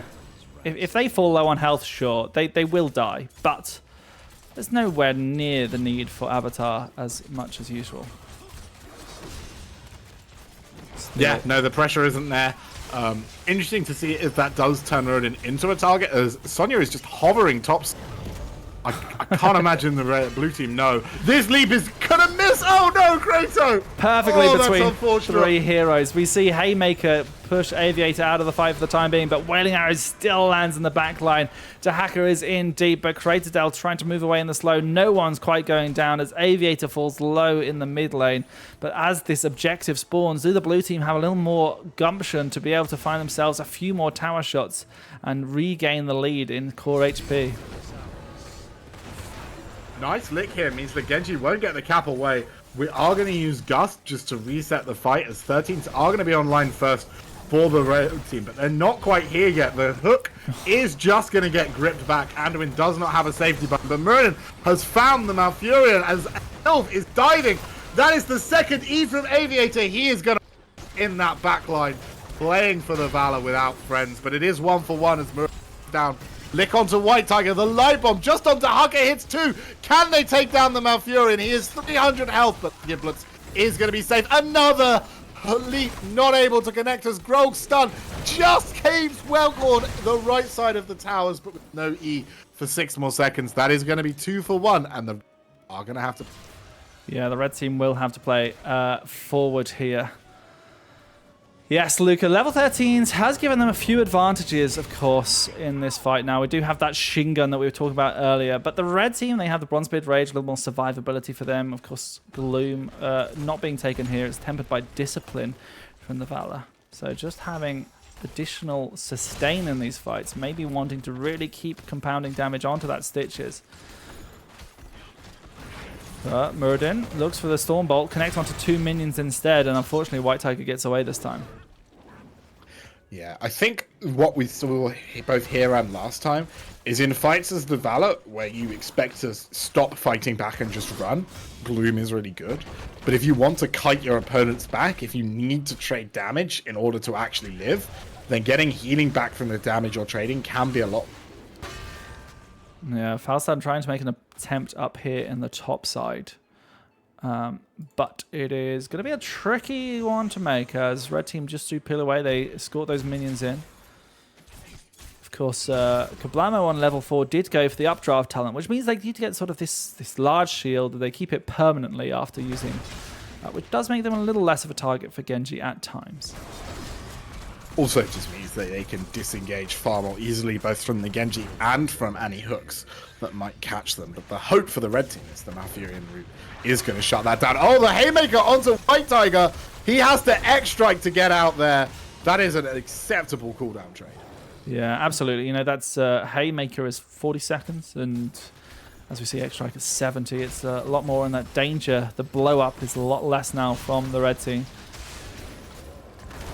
But level 16 not here for either teams as they go forward. Dehaka not yet here. They still have to burrow in. But White Tiger looking to get that Shin Gun damage onto Panda J. And Panda J falls to 3 HP before a desperate prayer comes in and heals them back up to a reasonable amount. Deep calculation there from Panda J. Very nicely done. Kratos is going to be able to cap this altar.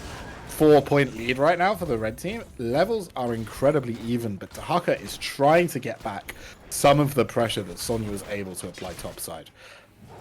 Yeah, and you know, they just kept at it. That we've seen them do this on Leoric before, and now here on Dehaka, they're looking to get away. White Tiger trying to get that body blocks in, but you can't body block a Dehaka forever, especially as they can just, you know, walk through you with their swarmed ability.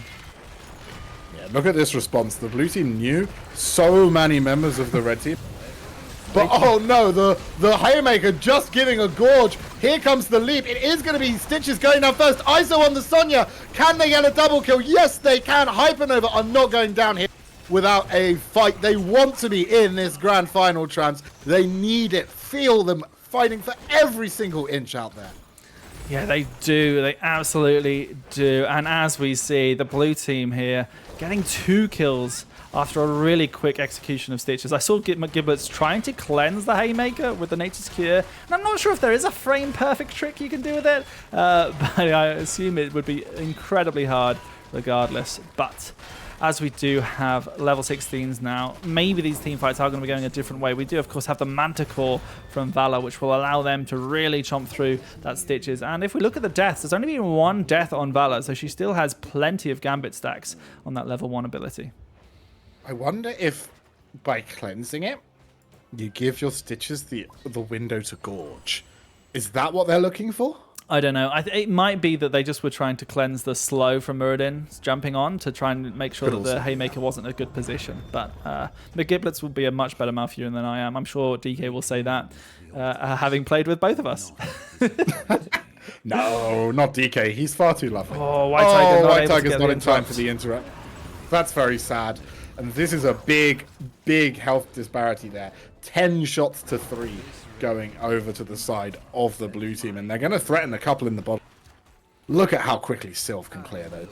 Yeah, and there is still what the blue team were wondering why they couldn't do the camp, and it turns out that Stitches had hooked the thing. Oh. Are they pausing the game or not pausing the game? Sorry for those of our viewers who potentially have some sort of epilepsy. It might have been there. Just dedicate one person to pause. It's fine. You just need one person to pause. We have a little pause here. I'm not quite sure why. No one's disconnected. Maybe the door's there for someone else. Maybe it's a Sunday. Who gets post delivered on a Sunday? Maybe someone's missed out on unplugging their mic. It still counts as one pause. It's not up to us. It's up to the game at that point. Doesn't each player individually get 3 pauses? I think so. By the looks of things, anyway. Grand total of 15. You could really be pausing this game if you There's a great thing. Yeah, it is funny to just pause abuse in some online games. It's terrible. It feels terrible on the other side of things. As we have this, sorry, let's talk about the game, shall we? We've got a few people in the chat. It's really funny if you just you're losing and pause it just away from you. I don't want to. You just pause it. It's hilarious. It's hilarious. Hilarious. So Luca, you are cutting off a little bit at times. I'm not sure if it's Discord doing things, and it's usually at a very hype moment, so it is most likely a noise gate, something along the lines. Dusty Jim has pointed that out. I can have a little nose. We can see what's going on, but I don't think. Maybe we turn off Crisp. Who knows? Maybe that might be it. That might be it. You sound wonderful though in my ears. So we're going back into the game now. And here we have the red team really trying to siege back up here. But they have to be careful because the hacker can just burrow right into their backline. Oh, but they have managed to get Muradin in a lot of a situation. The root's potentially a little too early there. McGiblet's thinking that Stitches wasn't going to make it all the way into the kill zone. But Bandaj now being harassed, doesn't have a dwarf toss. Well, they did actually. I said that right at the wrong time. Oh, and the hook narrowly misses. They're going to siege up this bottom tower now, try and get it back. They've already got half of it down, which is quite good. White Tiger is just going to try and punish it as much. For those of you not fully up to date, Shingen, small nerf. It does 40% less damage. I think it's the mic situation is much worse now, Luke. Whatever we've done, you're now going to cut out in the middle of normal sentences. So as we have this, I'm just going to talk over for a little bit while you look at things. So top lane, Sonya has been being shoved in by Dehaka. Meanwhile, bot lane, as we say, the red team are trying desperately to take this back. 5 shots is not what they want the blue team to have, especially as they're behind by 3 right now. So as Kraitadel gets stunned, Haymaker away. They are going to be able to leap out. The really nice dodge here of that, but a trade of cooldowns once again. Haymaker just getting lots of value in this game. We recreated the problem. We're going to try and shout less. That's the plan. Okay. It's a bad plan. We'll work with it. It's level 20 for the blue team, Trans. I didn't hear any of what you just said because Discord deafens me when I do mic work. That's okay. This is not a good place for KDB agents. No, it's definitely not. Still, they were able to get that bottom bell tower, which is very good. But yeah, as you say, level 20 is here. 4 shots will be going onto their core as well. White Tiger goes in. I'm not sure if this is a wise decision. They will have to Swift Strike away. They're going to X Strike to dodge the Haymaker that wasn't there. Or maybe it was. No, we don't have the level 20 upgrade. We do just have Rewind. And Simply DK finds the Falstad. Falstad, of course, will have Mighty Gust. They will have the Wind Tunnel. They need to be very, very careful. The roots aren't there available either. Mighty Gust is available, but Falstad goes down without a shadow of doubt. Annihilated in their HP bar. Almost got the Valor there as well. Very nicely played there by the red team. Down a level, and you're able to get this pickup onto the Falstad now. Interesting to see what the blue team are going to do here. Are they just going to let this bottom lane get pushed out of it? Interestingly, with the 2 altars top side, there's some value in playing for this top altar right now. But against a Stitches comp, it's so hard to ever try and take your opponent safe cap top side. There's so many good hook angles that I think we're going to see them try and defend bottom for now. Yeah, I mean, it was a nice little play here at the bot lane, but without the minion wave, Sylvanas' Black Arrows don't really do enough. And with the red team now rotating away, going for their camp, they know they don't have 20. But yeah, without Falstad, it's kind of safe for them to be that far forward, but still, they need to get that level 20, be on even talent tiers, because Falstad can fly right back in just 7 seconds. Yes, that he can. You can see they're playing now for White Tiger here. The blue team, they want to try and punish this Genji. They know that Malfurion does not top him up very quickly. And once his health bar is low, he can't commit in. He has to half out.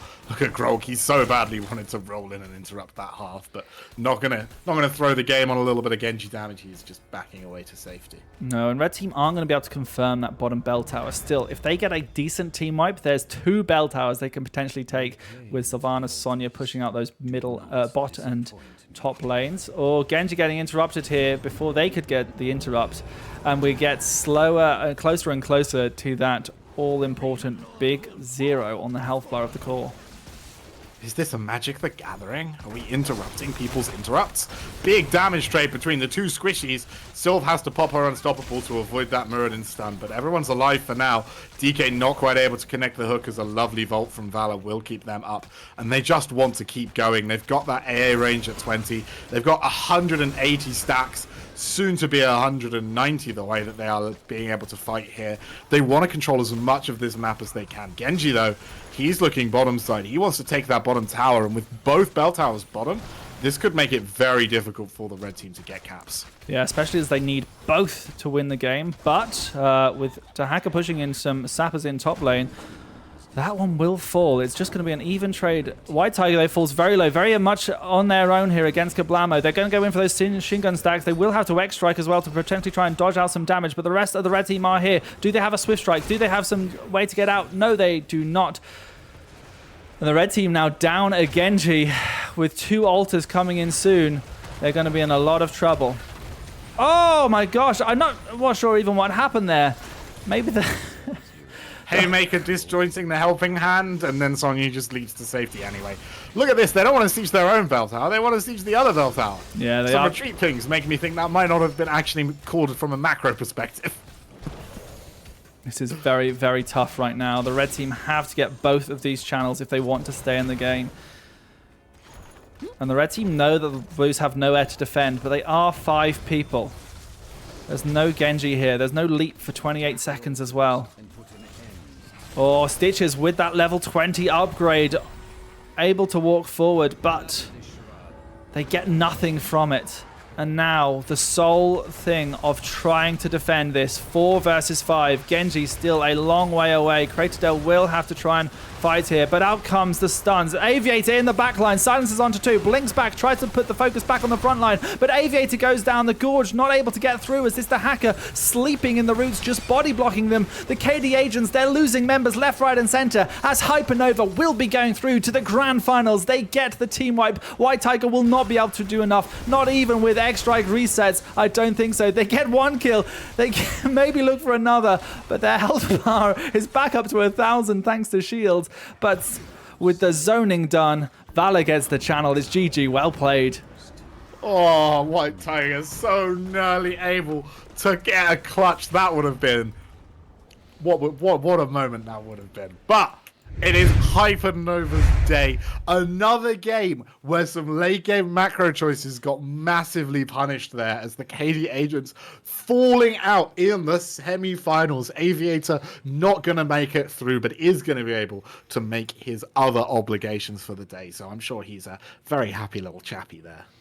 Yeah, certainly so. I mean, KD agents obviously have done admirably well here.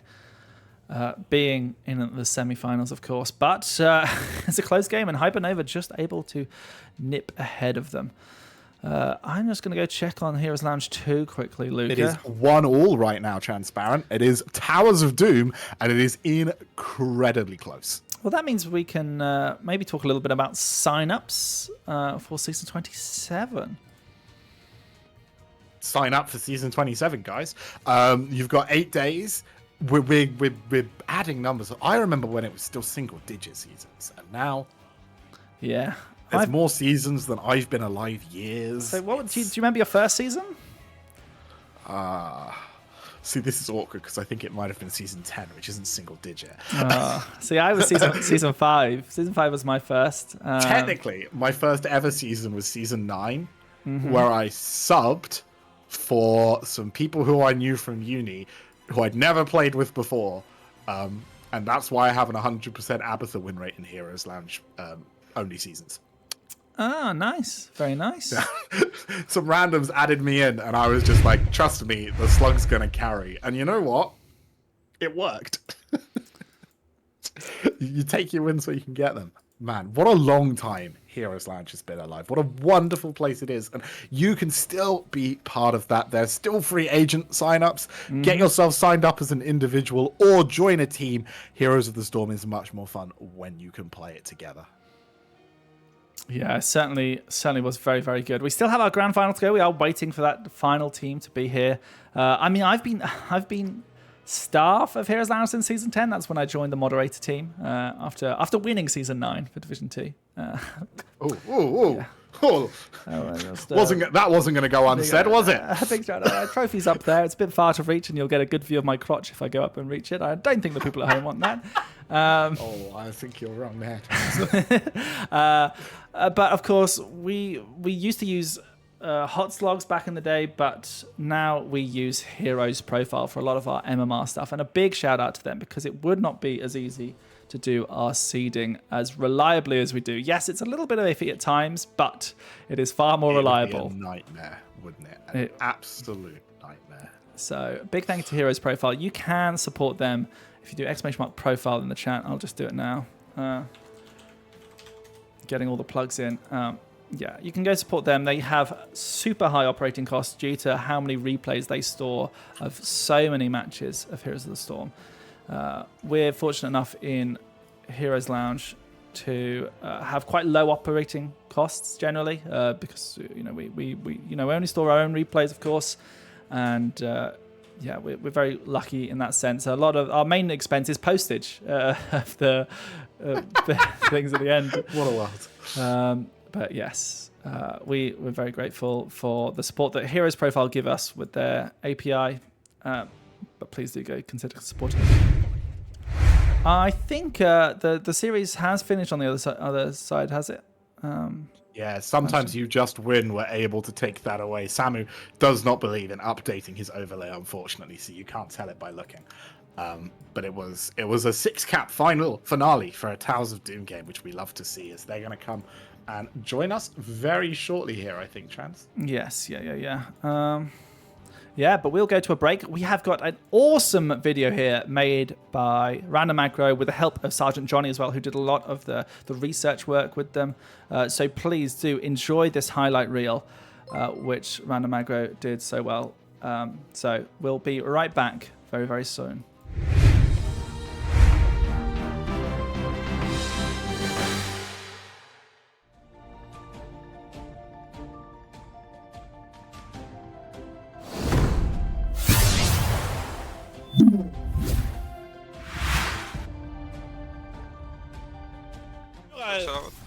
Let's go.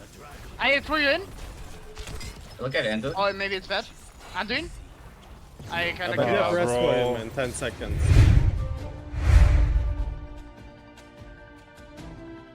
Yeah, I think the Edward Nigma was challenged by their team. They said, like, look at this Greymane, and they say, well, I can play Greymane like this and even better, and even without talents. And they said, well, really? Well, show us. Okay, go ahead. Pick Greymane, we dare you. And don't pick any talents, by the way, yeah. Makes sense. Okay, maybe now they will think, like, it's 10, what do I pick? And then, like, holy shit, I have level 1 still up. Edward Nigma. Incoming. Meanwhile, they're completely wrecking the blue team, even without talents on Greymane. Like, who cares?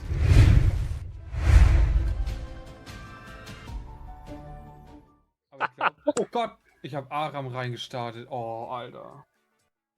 LOL! Oh. Ich habe Aram reingestartet. Oh Oh nein! Fuck! Det var sorry. Ok, dette er egentlig helt krise, ass. Takk. Oi, fuck. Er det litt unlucky det her, eller? Jeg er disconnecta. Det kan dere pause? Oi, Johan tar sin feil.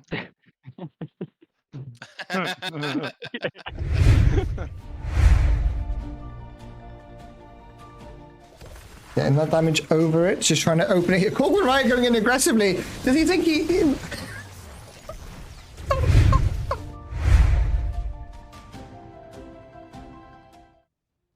Это был бы Туизи. Туизи for Artizit. Крюдер, да куда ты идешь?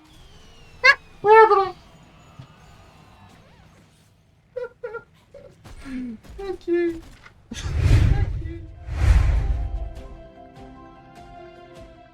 Kommt ihr da raus? Wo auch immer ihr da drin seid?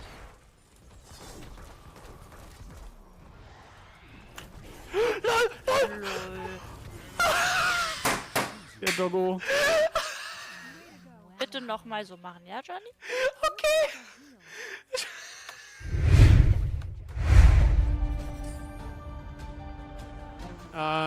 Can we though? Yeah, we can. Okay. All in core. Everybody, all in core. I ate the teleport.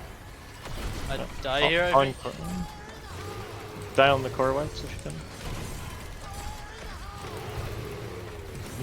Are you having fun, White? Do you have enough? Ladies and gentlemen, start your engines. How many was that, White? Do you count? That was like 4, I think. No, we are in a position to find. Should I go? Yes, no? I don't think they do boss. They do, of course. Okay, go. Go on!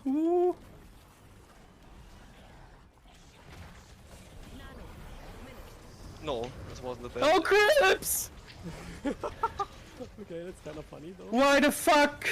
Because I can kill everyone. Yeah, okay, nothing to say Oh yet. my god, Chris! Okay, this was He feels so terrible.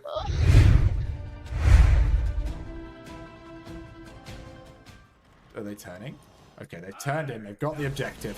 Here come the red team. Can they end? The damage is coming through here. The stun is big. Lunara jumping over the core as well. Can Hawaiitos get enough damage out? It's 50%, it's 40%. Blaze in the bunker. This is really close, team. Can they get that? Lunara with another jump over the core is going to go down here now. Funds 14, 12, 9, 8. Oh no, it's so close. Red team dominated.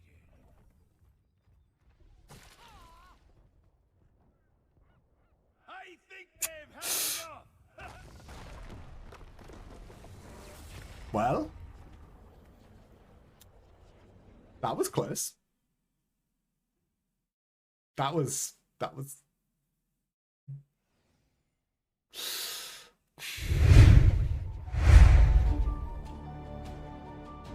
As they want to go for Leoric died on bot. How did he die? Ah, wait, he was slapped over here probably, or he got some overtime damage with the W. I mean, it's all possible. Chen, hello. What did I just witness? Uh-huh. Okay. Yeah, they were looking at Muteki, but Muteki smartly was sat right on top of that mine. And in fact, the objective goes over to the red team. Junkrat instantly takes it away and is looking to maybe take it to the top lane. Or just park it behind the... They've just parked it behind... Well, you know, it's exactly like I said. Because if they push with it, or they leave it in the mid, then Zdolji just stacks on it for free. This is absolutely, this is insanely clever.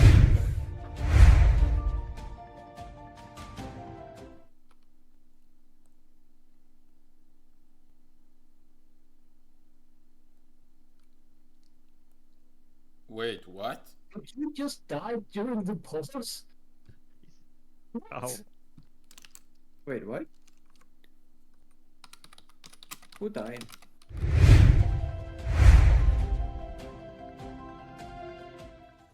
Yeah. Peasant's claws, I'm getting it. Oh my god! Alter, what the fuck ist das denn? Oh my god. Wait, he's actually killing us. Hey, he's no cooldown, or what? Uli! Uli, wir brauchen jetzt! Get a fucking move, man! Uli!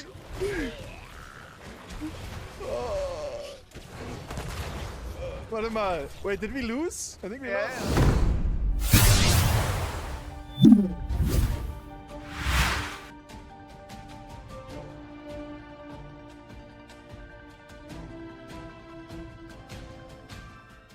Rhaegar, bro, we could have killed, but it's fine, we paid. What? Look at this HP! Hoi, oi, oi. Spider Altar, oh my god, that's the hidden boss. That's the raid boss. 509,999 HP. Can you kill this shit somehow? Du hast so eine dunkle Seite an dir. Hat er nicht gesagt. Komm auf die dunkle Seite der Macht. Habt ihr Kekse? Wir haben Kekse.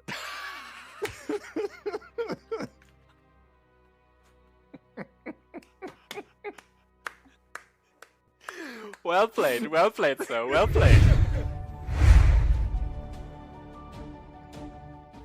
Okay, let's pop in and see them. Oh, you're going to disappear, aren't you? Oh, that's fine. Don't worry about it. I just haven't got a picture up. Bye, Dendro. Still waving. I haven't clicked to leave yet. And it's not even on the right scene. Right. Hello. Hello there, ladies and gentlemen. Welcome back. We have made it to the grand finals, and I have had my co-caster replaced. Transparent is with us only in spirit and also hearing every word I say. Instead, I've got the equally wonderful Samu. You couldn't pick between the two of them for wonderfulness. Samu, how are you doing? I'm doing great as I have this British voice in my head, which sounds very much like Transparent at the same time. But yeah, we are going into those finals very shortly, as both teams in the semifinals went to Game 3, went to Towers of Doom. To the left side, we do have Hypernova. In the blues, to the right side, we do have Sometimes You Just Win in the reds. They already are done with our map draft as Hypernova. Baiting out Battlefield of Eternity and Sky Temple. Alterac Pass and Brexit are the bands from Sometimes You Just Win, and map number 1 will be Dragshire, picked up by Hypernova. So we are going to see the first pick on the side of Sometimes You Just Win. Yeah, very cleanly done. Nice and ready to go on the main channel. Of course, we saw Hypernova overcome the KD Beejans in an incredibly cagey and close semi-final. And from what I got to catch, Sometimes You Just Win looked like they've had an equally grueling task. So will they be ready to go again? Can they lock the mental in against a new opponent, a new problem, a new challenge? Or will they get embarrassingly 2-0'd straight away? I wouldn't know. Yeah, we shall see a strength. I mean, we did see the Medivh from Sometimes You Just Win in this first series of today. So we might see it as well here. I think Dragshire is one of the better maps for it, as it's a lot about rotations, and having a Medivh to shorten those is a very helpful tool. Yeah, no, the Medivh can be really impactful on the map. He is also just a teamfight beast. So anytime you can get away with using a Medivh to improve your macro is always nice, right? Always a bit of a benefit. I think we should see something similar come out. I've lost my train of thought. I don't know. We might see it. We might see all sorts of other plans, though, right? Medivh is a lot about playing for that bottom side, getting power down there. There's a lot of different angles of attack, different approaches you can take to Dragshire. Yeah, definitely. Another hero very strong, focusing around that bottom lane, is the Sergeant Hammer, which we've also seen twice from Sometimes You Just Win in the last series. So this might also be something they could be looking at here. As you know Hammer yourself quite well. Who? Never heard of that hero. I couldn't tell you how good Hammer is on Dragonshire because I've played it once in the past 6 years and it was a mistake. Not Hammer, that is Dragonshire. I think I think the bottom lane for Hammer is very nice. She does struggle a little bit left alone against some drafts, so you definitely don't want to show early that that's your plan. But if you kind of see your opponent's assassins and you think, okay, it's probably a Sylvanas in this bottom lane against me, something that can't really poke me out, something that struggles to clear waves that I'm in control of, she could be really nasty, really oppressive. You don't want to handcuff yourself too much though to one plan early in the draft, because if the opponents see, all right, they've got a Hammer camp and they're going to play for our bottom tower, you can pick up something with big wave clear and then go and play for the rest of the map and make it really hard for your opponents to get anything done. Yeah, Lucas saying Hammer struggles into some maps, proceeds to first pick Hammer. I think this map is a particular special case for Hammer, because there is. I think you'll find. I don't think that applies elsewhere. I just first pick Hammer and win, Sammy. Just first pick Hammer and win. But maybe not on Dragonshire. Yeah, but for now, then let's would. But I wouldn't. Let's have a look. Let's have a look at our draft that we have at the moment right now. As Brightwing and Oriel are the bans from Sometimes You Just Win, so immediately getting rid of those two healers. And Blaze is the ban coming out from Hypernova at the time being, as they have one more ban before the first pick. Now, last time, Hypernova did not allow Imperius to fall past the first pick slot. It was either banned here or first picked by them. Ooh. This time, Dahaka is a higher priority. So will we see Panda J take that Imperius very early? Snowby's going to go Anduin 1. I guess the heal choke is complete. But Lucio, maybe Taco doesn't play Lucio, and so we're forcing her onto something uncomfortable. She surely does. Come on, she surely does play Lucio. I don't know. Maybe. Surely. Oh, for now, though, we are going to see the Vala being picked up by Grolk here. Yeah, very cleanly played last map for Grolk Vala. Saw them past, and we're going to see Imperius now. It's picked up by Wellcore. I am suspicious. Who knows? Maybe it will be an offlane Imperius. And there's that Medivh that we talked about and an ETC. Yeah, ETC has been a high priority, but sometimes you just win last series as well. I think they picked him in the first all three games long. So not too surprised about him also coming out here.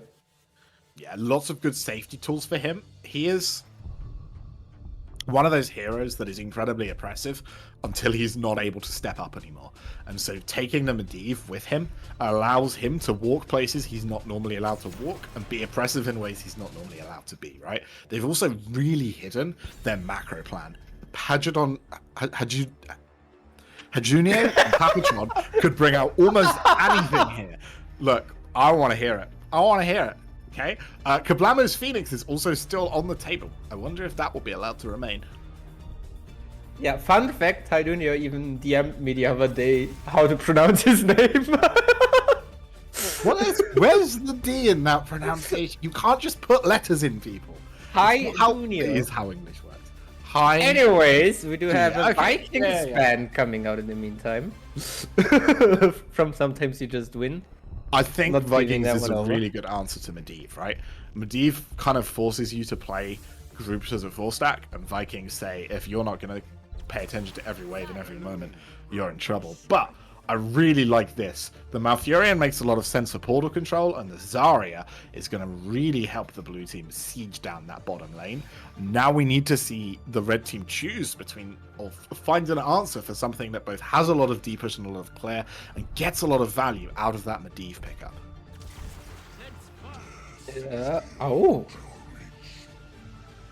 I mean, Foster definitely quite an interesting choice. We did see him on Towers of Doom from Sometimes You Just Win with the global pressure, but quite often you do see with the Medivh a hyper carry style of hero, like the Vala. it's hard to see how Faustad could leave the bottom lane for extended periods of time, right?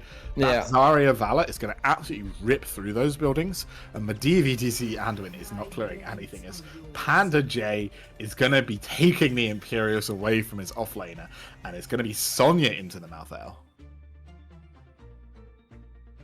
Yeah, I mean, Sonya, not the best matchup into Malphite, but there's always the Falstad factor in, so you can just fly up top and help out into the Sonya.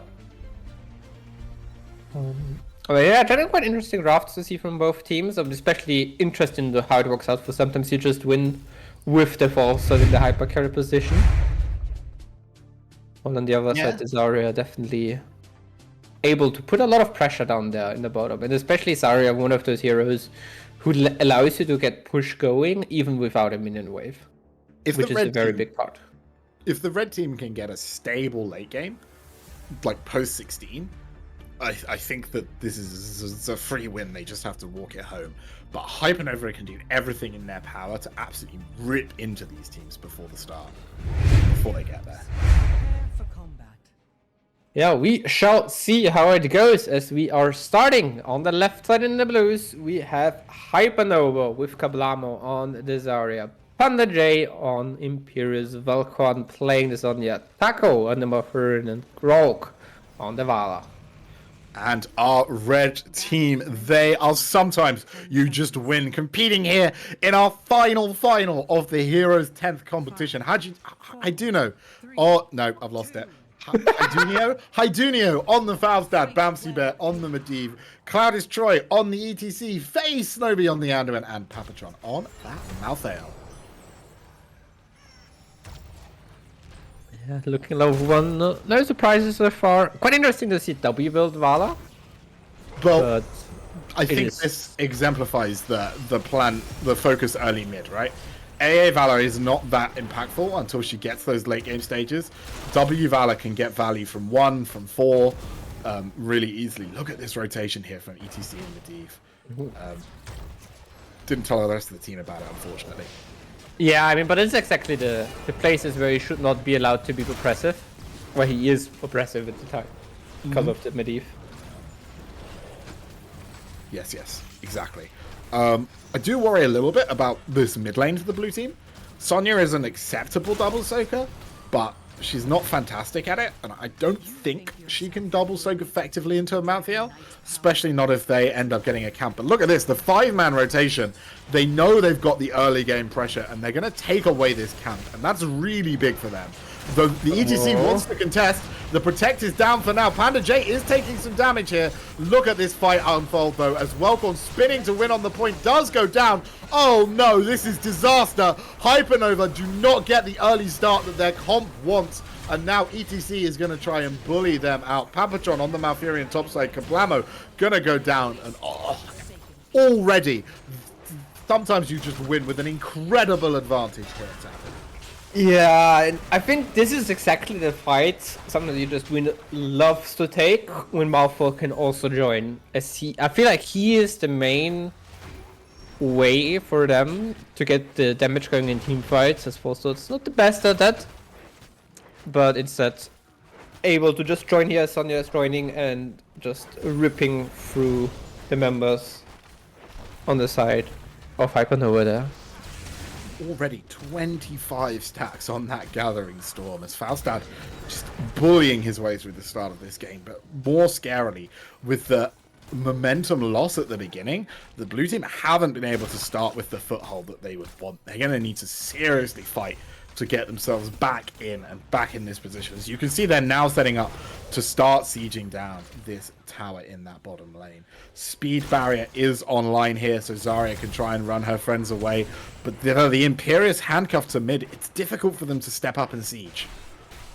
Yeah, in the meantime, we also do see Malphite take a bruiser camp, and ETC even looking to invade here, stalling it. Panda J in a little bit of a position, but is able to just spear into safety. Velkhorn now finally allowed to take this bruiser camp, but in the meantime, Malphite was able to take his own bruiser camp and will start pushing into the gate of top lane. And it's yet another thing that has pulled this push out of the bottom lane, and it stops the blue team's draft from operating how it wants to. Now you've got Sonya 2v1 in the top lane against the Medivh and against the Malthael, whilst the blue team, they're having to camp mid to keep the cap safe. Yeah, 4 versus 3 with Vayla Zarya, and you're not hitting buildings. Feels so sad. Yeah, it is exactly the thing. Cloud Destroyer are very good at stalling the rotation, not allowing them to really go bottom and punish the falls that are taking this wave. And now we do see the objective go into the hands of the Medivh, who will be pressuring down the mid wave for now. Absolute masterclass opening here from Sometimes You Just Win. Beautifully played out by them. This Medivh isn't going to get too much out of the Dragon Knight, but it's just another problem on the map that the blue team has to solve. And their draft does not rotate very effectively. It doesn't want to have to go around and solve problems. It wants to stay bottom and just try and remain safe. Yeah, especially as you said, early Dragon Knight not getting too much, but still forcing a response. And now we do see the Vayla being up there, but the Minch is not down at the bottom, so they are lacking quite a bit of wave clear there, and not having the most fun time. Yeah, a 3v3 where your opponent's best damage dealer is a Zarya, you're always going to feel comfortable in. As the Medivh Dragon Knight will time out now, but Vayla is only now able to leave that top lane, and the wall taken down means Falstad flying in is going to be even scarier for Sonya. Yeah, oh, power slide onto Imperius, but nice touch onto the Malthael E.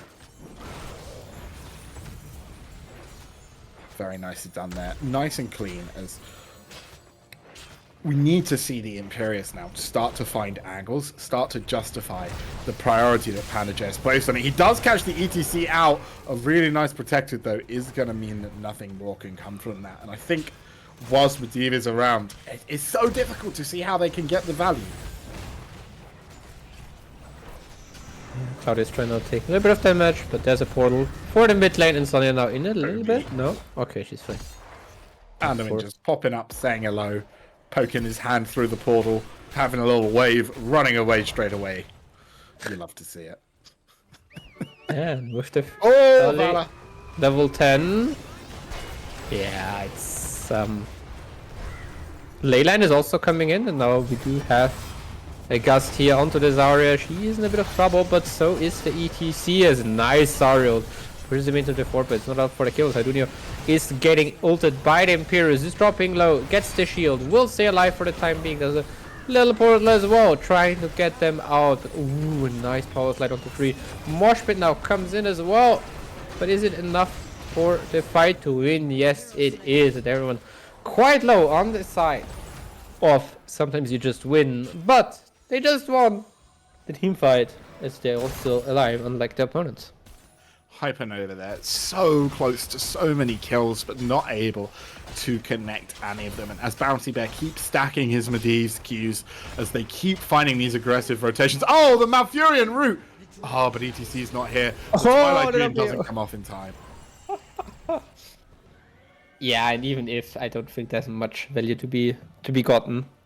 Yeah, but Taka's damage number would have got a lot bigger, so that's value. That's true. That's a fair argument. I think if Imperius is around, though, that is absolutely game cost. A route like that. Yeah, definitely. He gets the 3-man stun there. Sonya might be in danger here. Sonya is certainly in danger here. Leap is now out. Panda J is done with this. Oh, Imperius getting a disconnect. Yeah, in the top lane we do have that Sonya in quite a bit of trouble. And will most likely fall here. Yeah. I think that is a very dead looking Sonya. Unfortunate that we lost the Imperius. Oh dear. What would you... So, you're in the Hypernova dressing room right now, Trans? Oh dear. Samu, apologies. I've been saying a lot of trans today. It's been kind of on repeat my words, hasn't it? You're in the Hypernova dressing room. You're hanging out with them whilst they fix whatever's gone wrong with Panda J's internet. What are you saying? What's your plan for them right now, Samu? How do we get out of this sticky situation? I mean, it is quite rough. It's definitely. I mean, we do see on the side of sometimes you just when we see the same as last game against where we see Falstad pressure the offlane quite a bit, and in general the general team just not allowing the opposing offlaner to play the game, so Archon really struggling to keep up with the double soak against the opponents as they're really disrupting him. So maybe you just have to park like the Imperious mid to make sure you don't lose too much soak, and try to have the Freeman push bottom with Zarya, with Zarya, Vala, and Malfurion, but even then you're kind of weak to them just portaling in your face, and I think you're just thinking on what can you do next game. It feels very rough, and they can definitely turn it around with some nice team fights, but I don't think there's a clear way they can affect the game to win it out of their pockets. So what I will say is, in a couple of fights, they've had people picked off and then almost won anyway. I think if they can get a couple of fights where they have a bit more control over the start, where they don't give their opponents the insta-kill on one of their heroes, we will see teeth from them. And although Zarya Vala didn't necessarily do any bullying in the early half of the draft, if it does get kills, if they do get a lead, they do get some momentum, they can absolutely tear through structures. So hopefully we will see them find a nice even talent tier fight with 13, maybe with 16. And if they can pick up a fight win there, they might be able to try and equalize this map really quickly. Yeah, but that's a thing I think we will not see. Sometimes you just give them the chance. I think they will pressure, like as soon as they are same talent here, they will look on the map. They will not give them this 5v5 team fight, which they want to see. Of course, if Hypernova is able to get those 5v5 team fights, I think they definitely have a chance. But with the Medivh in play, it's going to be very hard for them to look and get those advantageous fights for them. As there's Medivh with the ley line, there's a Gust, and there's a lot of tools to just make sure sometimes you just win is allowed to, can choose which team fights they want to take. So they only want to take the fights which are advantageous for them, and those are the ones they are more likely to win. And with those kills at the time, they're also starting to really get the pressure going. Definitely a very comfortable position for sometimes you just win right now. Of course, this is best of 3 with this map slowly coming out in times of sometimes you just wins favor. We will see at least one, maybe 2 more. Looks like our team is ready though, and off we go.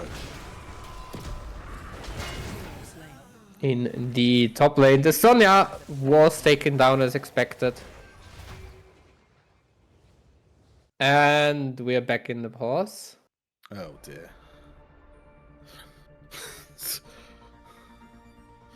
Well, we got just a little bit of a tease there as Sonya died.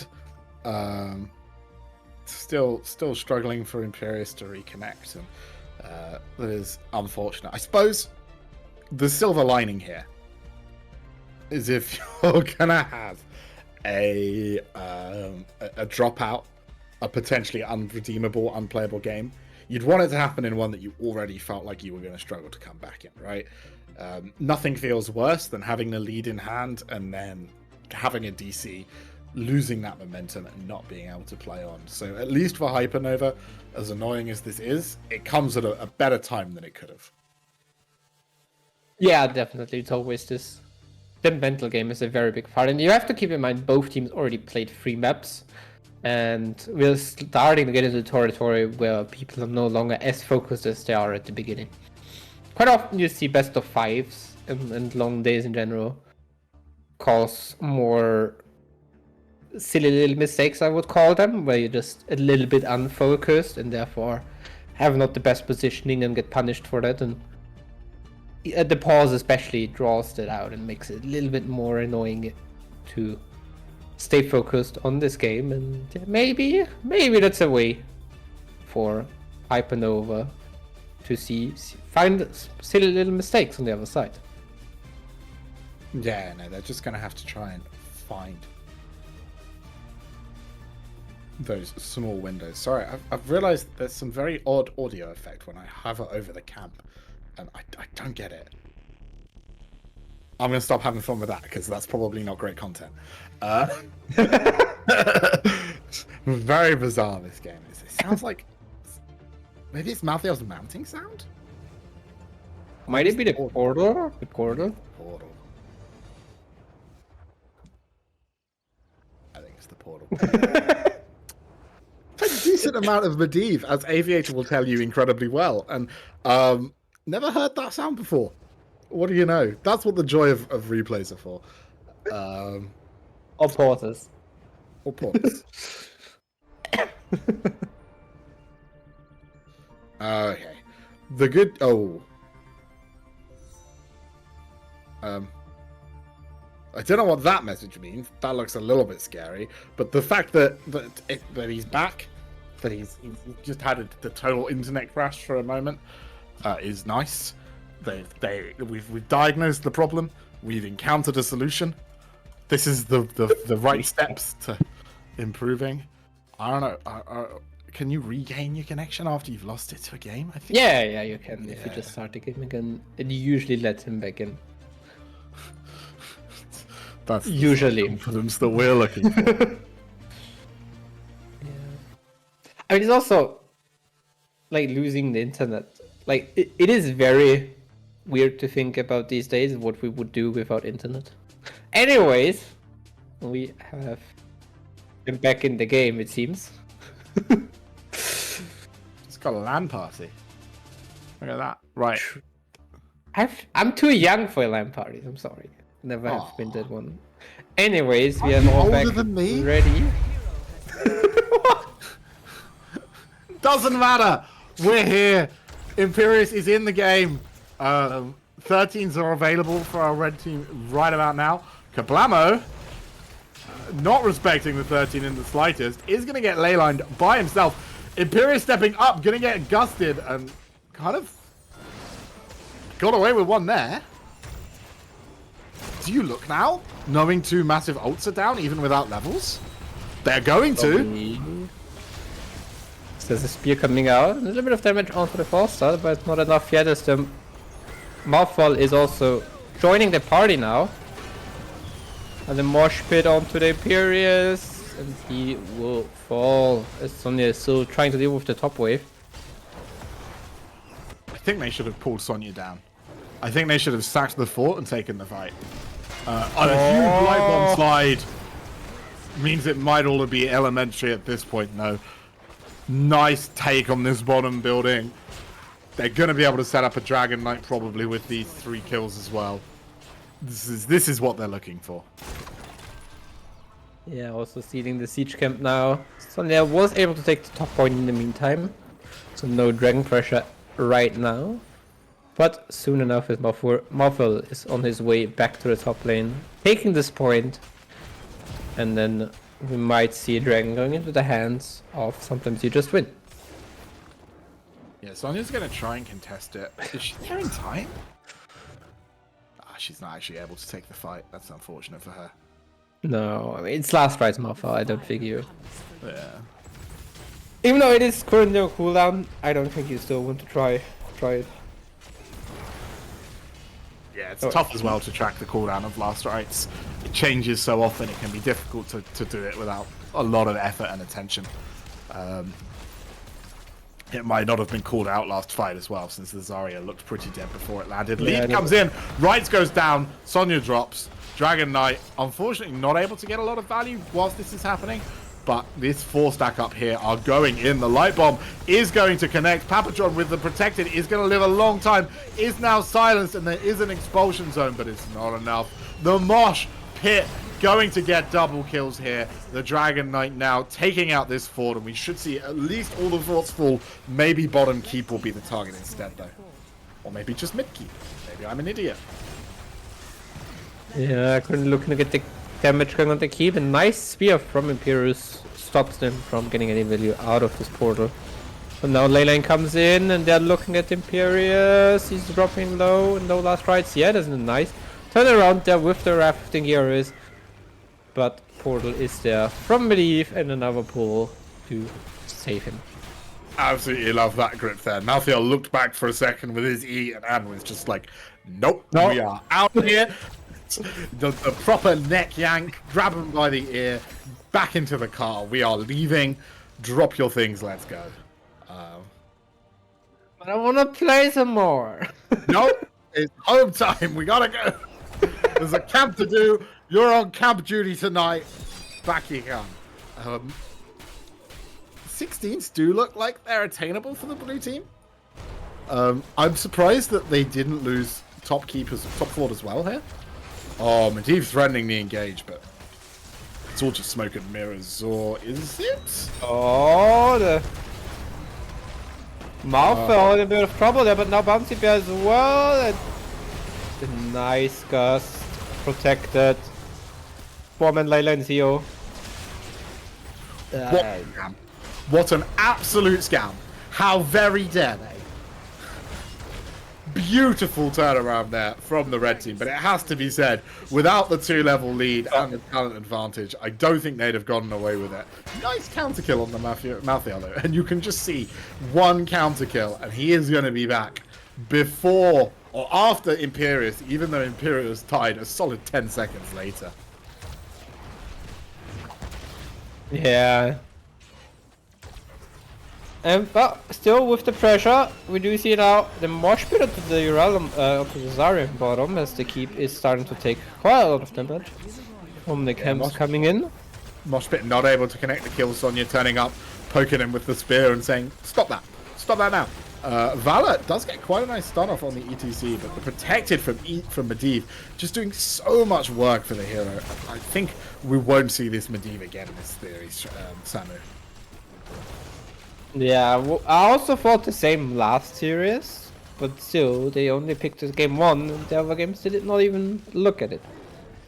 But still, let's see how it goes. Definitely the ban for the future games would be understandable at this point. Maybe Bouncy's contract says he's only allowed to play it once a series, and then he has to be allowed to have fun. You know, I will trade you one Medivh game for one Zeratul last pick. Yeah, but for now, Heidenova are able to pick level 16 up. Maybe they can now look for a fight as Snow being in the best of positions, but not. Oh, big leyline seal here. Gust getting into position for the Vala. Last rights, secure in the kill. Leap going onto the backline, not able to get too much done though. And now Sonya's forward, it's a double. Make it a triple kill as Taco is going out on the Morpher. Now Panda Chain not in the best position. Tries to get the kill on Snowmy, but no. That's 4 kills, and that's Zarya doing a solo dance here with Cloud Destroy. Making it a 5-man team wipe for the sides of Sometimes You Just Win. And with that, they are able to pick up the Dragon Knight, and they're looking at the core through the bot lane. Remember, girls and boys, whenever someone invites you out to dance, just say no, or they might stun you in place until someone else turns up to kill you. A lovely final fight there. We are going to see the red team marching towards this core, and as the last ley line of the game is fired, the blink slide is going to catch Vala. She will be taken down. The KDA not preserved. The wind tunnel allowing the space. Game number 1. For Sometimes You Just Win. Yeah, no, the very right corner we saw the Dragon Knight just coming in, so even if they would have somehow managed to die there was still a Dragon Knight ready to come and go for the core. Very nice, clean game from Sometimes You Just Win. Only one death on their side, Patapon running it down on Malthael. Yeah. Confirmed. But yeah, I mean, amazing game from them, so... Report Medivh, where's support? Don't let him play that one again, lads. Didn't even save me. Unbelievable. All I was doing was running into 2 keeps. What the hell? And I got silenced. I didn't. Yeah, anyway, doesn't matter. I don't know. I think a lot of it comes back to that first invade, right? When your draft is so momentum based, if you make a call like that and it doesn't pay off, so hard to stay in the game. Yeah, definitely. Sometimes You Just Win did a very good job at just taking this lead and pushing it further and further into the game and keeping them on the map, keeping them on their toes, not allowing them to really settle down in this bot lane with the draft. and use what the draft is good at. Yeah, no, absolutely. We are just now waiting to see if there is any update. It looks like first pick is going to be taken by Hypernova. So what map will Sometimes You Just Win take us to? As we mentioned earlier, there's no Sky or Battlefield of Eternity for the red team to pick from. They also can't pick Ultrak or Braxis, but you'd hope, having banned it out, that wasn't in the game plan, or that would be certainly talked about in the VOD reviews the next day. why are we banning our map team? So yeah, no, lots of good choices still exist. What would you like to see, Samu? I would expect to see Infernal Shrines being picked up. Very standard map. Quite boring, but I feel like Sometimes You Just Win. They feel comfortable. They feel like they're the better team, and just taking a standard map where there's not too much shenanigans happening will most likely be the easiest for them. Ladies and gentlemen, Samu is in fact clairvoyant. It is gonna be Infernal Shrines. We're gonna be joining that very soon. Now, I do think most of what the red team did works on Shrines, although the Faustad might struggle to find the same value as the 5-man fight is a lot more required. I wonder if we will see the same plan again. I don't expect to see Zarya picked up here. I think we'll see something different as the overall idea to a double supported comp. Yeah. I mean, let's see. Game in the first series, they also played Infernal Shrines, and yeah, they did go for the Medivh Vala Hypercarry draft. Let's see. I think we also saw Patapon on the Hogger there, so this is also up in the cards. That's absolutely wild, that Hogger.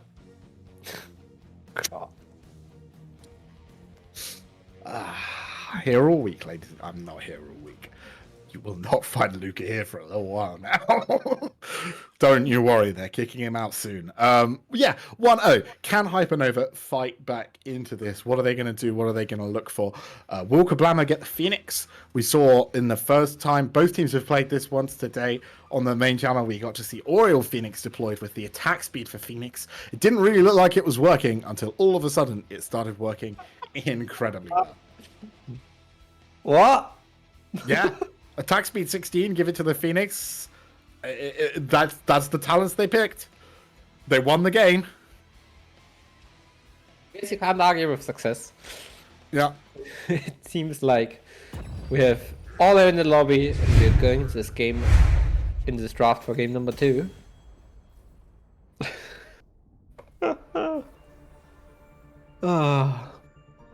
Yeah. Yeah. Infernal Shrines. It's the Kablamo Phoenix. You never count out the Kablamo Phoenix. It's got to be a first ban on Medivh, right? Maybe.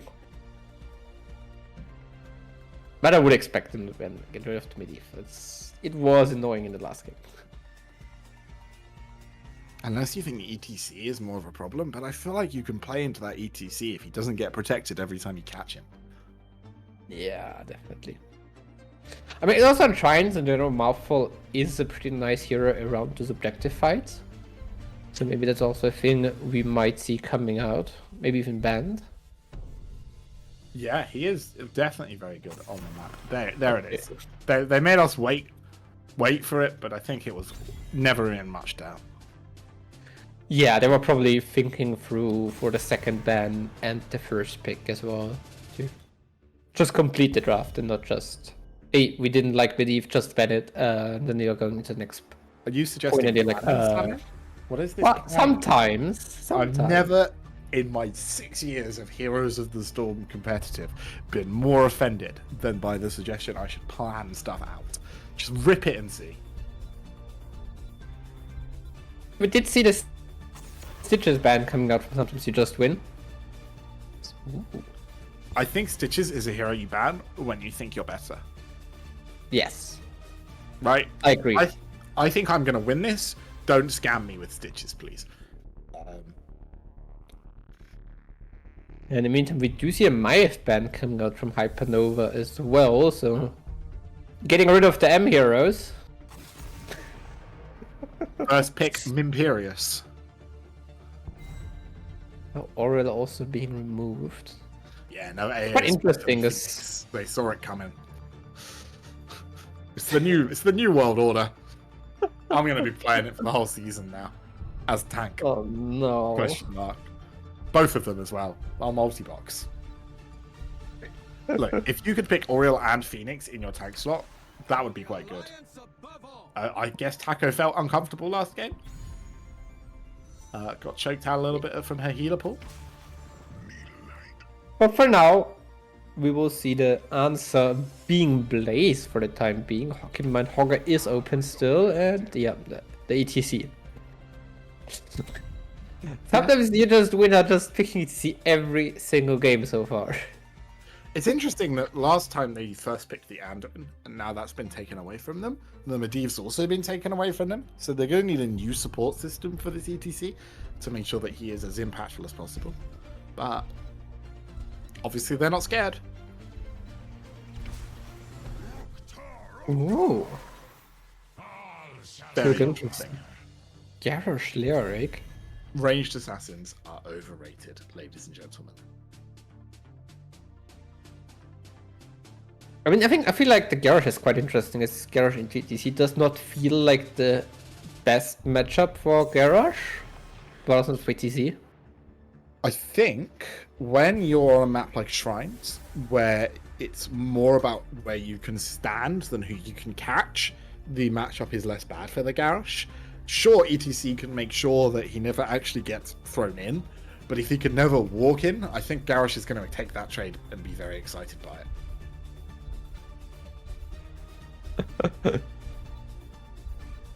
Also removes a lot of the aggressive power of ETC. Yeah, quite interesting. We do see a Vala ban coming out from Sometimes You Just Win, so not planning on picking that hero up themselves. Rather scared of the others of Hypernova picking up as a Hypercarry. Hypernova did ban out the Alexstrasza, and we do see a Malfurion again being picked up this time by Sometimes You Just Win and pairing it up with Falstad again. Very similar draft to game 1 on their side. Yeah, they're not going to be able to get back into the Medivh like last time, and of course we've traded healers. It's going to be the Phoenix and a Hanzo coming out here. I love the Hanzo, and I mean, Kablamo Phoenix. You got to see it to believe it, man. He gets away with stuff that doesn't seem legal. I've not seen it yet, so I'm looking forward to see it and potentially believe it. Yeah. But Hanzo also just overall a very strong hero on Shrines with the Q build and the explosive arrows, allowed to do quite some nuisance on the map, and can also opt into either Dragon's Strike or Dragon's Arrow. Both can be quite valuable here, as we do see the Tracer now being picked up, which explains the Malfurion pick a bit better, but they also played the Malfurion last series without the Tracer, so... Yeah, a little swap there. Snowbee relegated to tank as Cloud is going to get to play that Tracer out. It's going to be looking for the Anduin and the Hanzo. I think the Phoenix Tracer matchup is very acceptable to Phoenix. I think his range is good enough and his punishment is high. But the Garrosh doesn't control Tracer that well without the float taunting. Yeah, also Phoenix feels quite nice for Tracer. Tracer doesn't have the strongest straight up burst damage, and if he's able to trade 50% of his health for 50% of Tracer health, he just gets the shield back, so those shorter trades are quite favorable for him. The teleport does also mean that it's probably going to be relatively easy to dodge out on those mobs. Indeed, we shall see as we are going into this game number 2. As we're left in the blues with Hypernova, with Valkorn on the Lyric, Panda J playing in the Garrosh, Taco on Anduin, Grolk playing the Hanzo, another hero who throws arrows around, and Kablamo now on the Phoenix, showing it here to make me believe. And your red team, they are 1-0 up. They are looking to end the hopes and dreams. And now we've got Falstad being played by Haldunio. We've got Blaze played by Papatron. Bouncy Bear's been relegated to Malfurion as FaZe Snowbee's on the ETC, and Cloud Destroy gets to have fun on the Mosquito. Yeah, we do see actually W build on Hanzo on low 1, going for more Ws.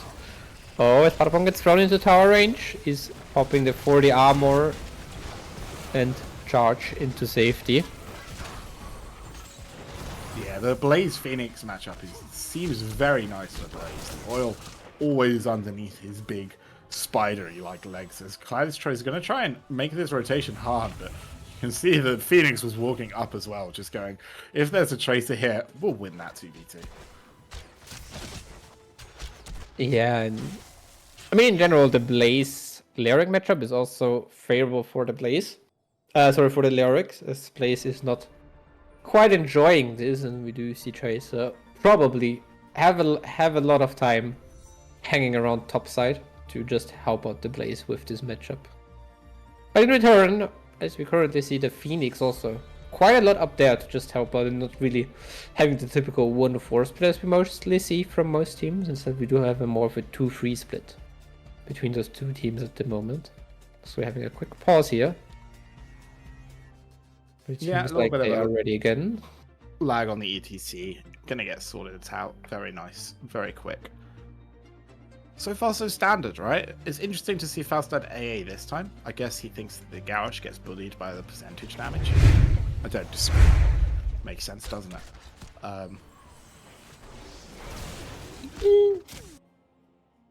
Oh, we're back into pause. Seems to not be fixed. Just don't axe, maybe. Just try harder.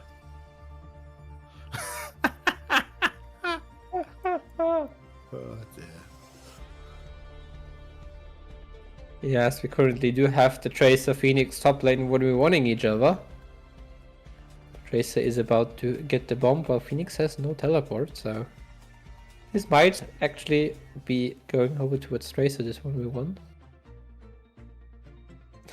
We shall see as soon as we get back into this game. Yeah, I think she doesn't quite get the bomb out of this clip. Oh, she's just reloading, so maybe she does. She's still 7 seconds on her W though, and the bomb hasn't scaled very much at this point. It's only about a third of Phoenix's health. It's close. It's close. I think that she has to be careful. But she might be able to dash away, having done some sizable damage to the Protoss unit. What's the right word? I've lost the word. Doesn't matter. We'll survive. Oh, why are they called?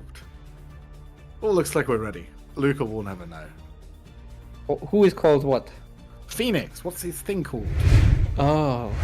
Yeah. Twitch chat, or knowingly Twitch chat might know. Oh, actually, yeah, welcome helping out Clydestroy there.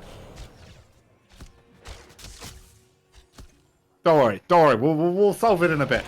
It's all good. As a big stun comes in on Garrosh, but ETC gonna be the counter engage. This is a 5-man team fight from the red team. Panda J is surely gonna go down here. Tracer gets a nice bit of damage out, and the word is Dragoon.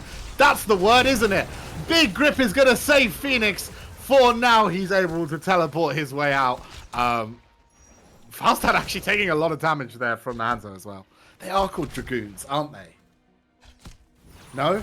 No, I've lost them. Where's the all knowingly Twitch chat who have also played StarCraft a lot? Yeah, you gotta play StarCraft 1 for this one. It's rough. Oh, damn. That is before my time. Yeah, you're like questioning if you're older than me or younger than me. Yeah. It's a Dragoon. Luca was correct in the end. Big damage comes out onto the Phoenix, but the ETC is in real danger. Snowy can't blame that one on lag, as he is going to fall 1-1 in this game. And already, you would have to say, low bar as it is, a superior start right now for our blue team.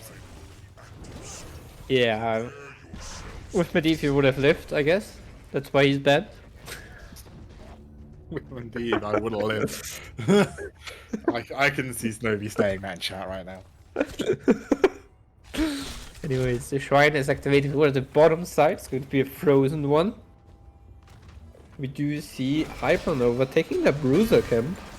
which will buy some pressure for them in the top lane, but in return they're not at the objective the second it spawns, so they might bite back a little bit.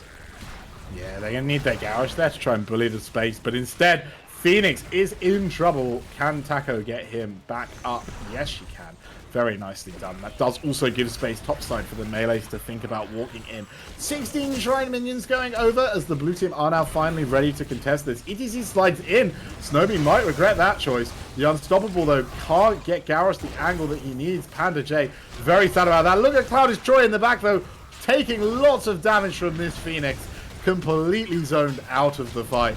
And now Kablamo is just trying to get them that 7 as fast as possible. Panda J is in a little bit of trouble, but he gets the throw on Snowdy. Another kill on the ETC. They are going to lose this shrine, the blue team, almost certainly, as 38 minions to 22 does not look like a winning formula. But the kills go over, and the top wall has all but fallen to this pressure.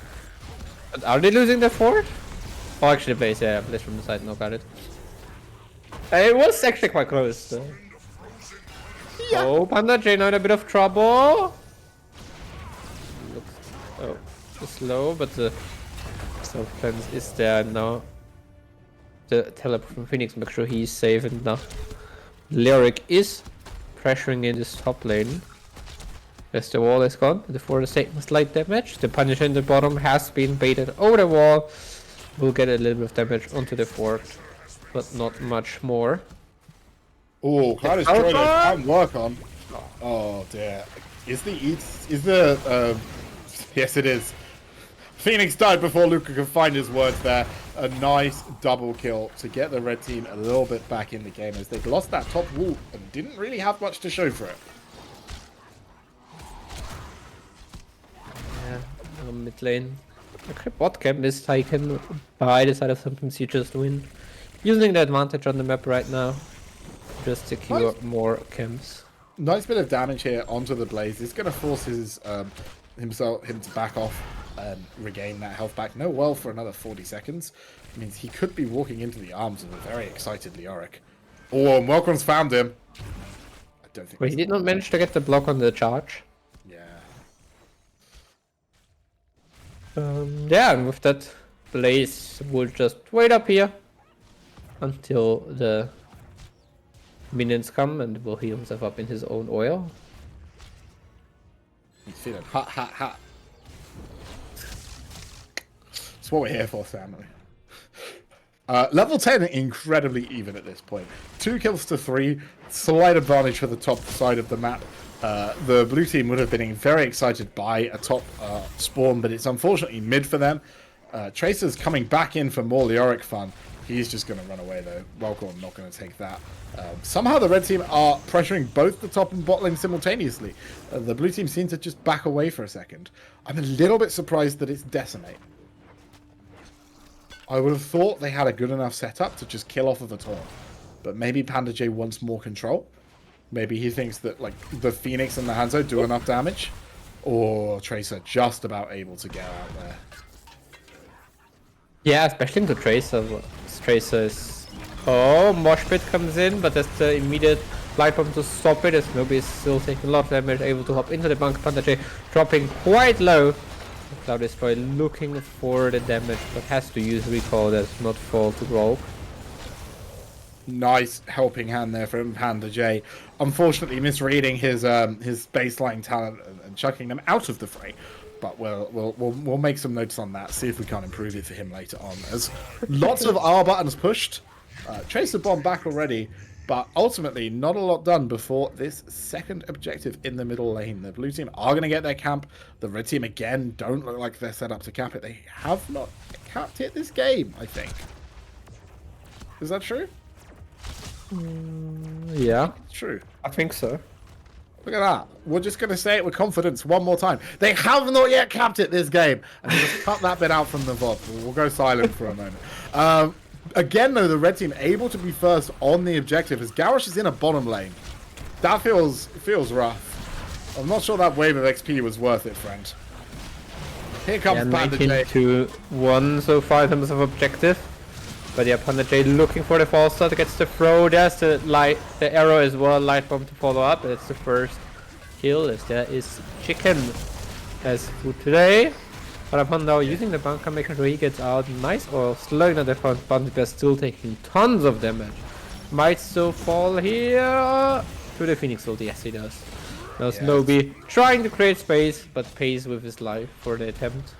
Not quite in time, unfortunately, to cancel the charge of the Phoenix ult, as Cloudis Troy still taking a lot of damage here. But look at the damage Kablama's getting from that Phoenix Sun. If you're not a believer yet, surely you will be soon.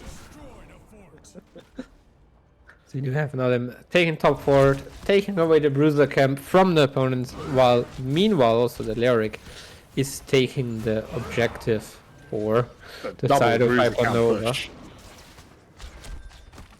I think they're going to stay here and just push with this. Throw catching ETC. Mosh Pit not catching anyone, unfortunately for them. Look at the waves. Look at the wave pressure. It's massive. Yeah, the first double Bruiser camp, spawning double as many wolves to tank the tower shots. It's going to be quite rough to deal with, but Snowbee now. Here we see 4-man defense. Meanwhile, the Punish in the mid lane is hitting away on the wall and will be able to get some good damage going there. Panda J wanted the blades, couldn't quite have them. Still, I think another 5 seconds at least on the Punisher jump, as he is not going to get one off before he dies. I think the blue team should be unhappy they didn't walk away with a fort here. They got top fort though. They got top fort before the objective. I think if they just came mid and pushed with the Punisher, they probably would have got a fort.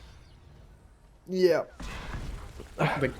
They were hoping to cause dual problems with the Manny camps, and it didn't pan out for them. Yeah, fast. They are starting to move in now in the spot lane.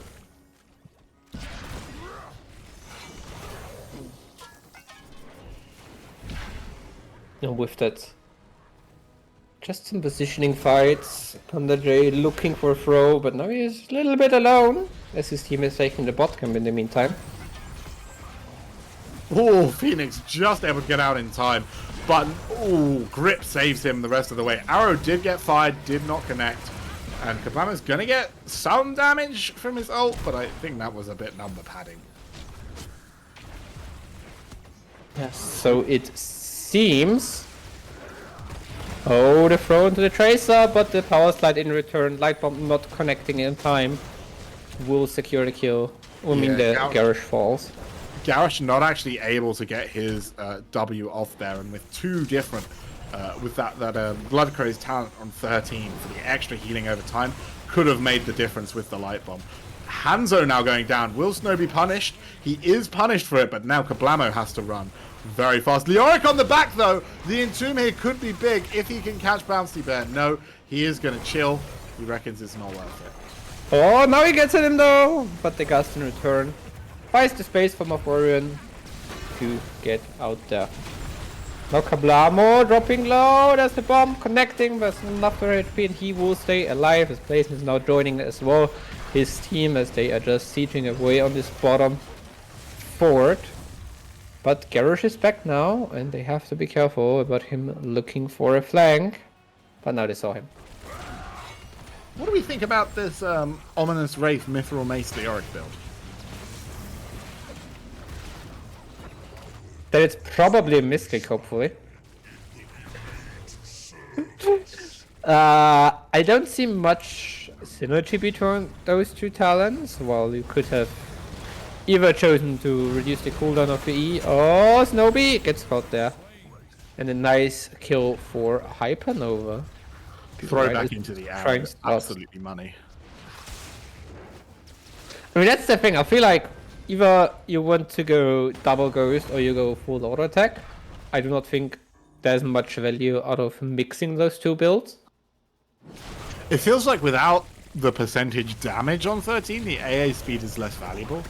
Maybe the AA talent lets him shrine as fast as possible, and the 13 lets him be as safe as possible. Speaking of safe, Kablamo is not safe down here in the bottom lane. That is a dead Phoenix. Yeah.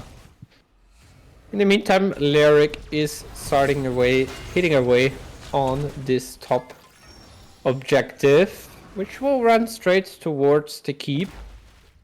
Off the side of sometimes you just win, but they're okay with it for the time being.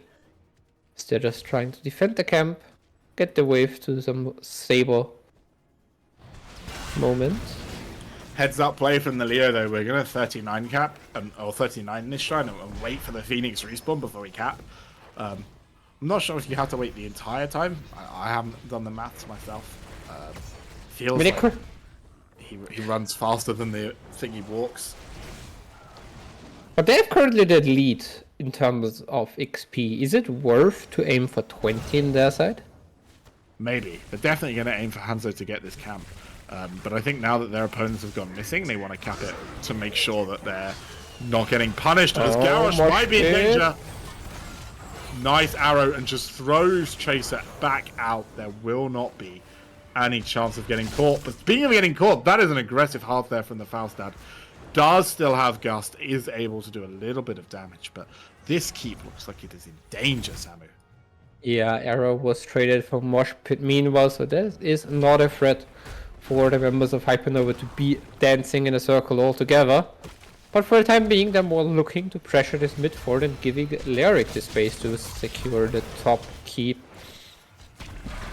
and give themselves a win condition in this game number 2, with top keep being down and the core open, and the Punisher actually still 70%, getting some damage onto this core, onto the shield of the core, but now they are back to defending it, so it will not get much more done. But then big defending means there is space in the mid lane for sometimes you just win to take this fort. Yeah, I think the fort was always going to fall. I quite like the fact that sometimes you just win defended their fort first. If the blue team feel like they deserve the fort, there's a risk they step up into you. And if you get kills there before you go and defend, you're very happy.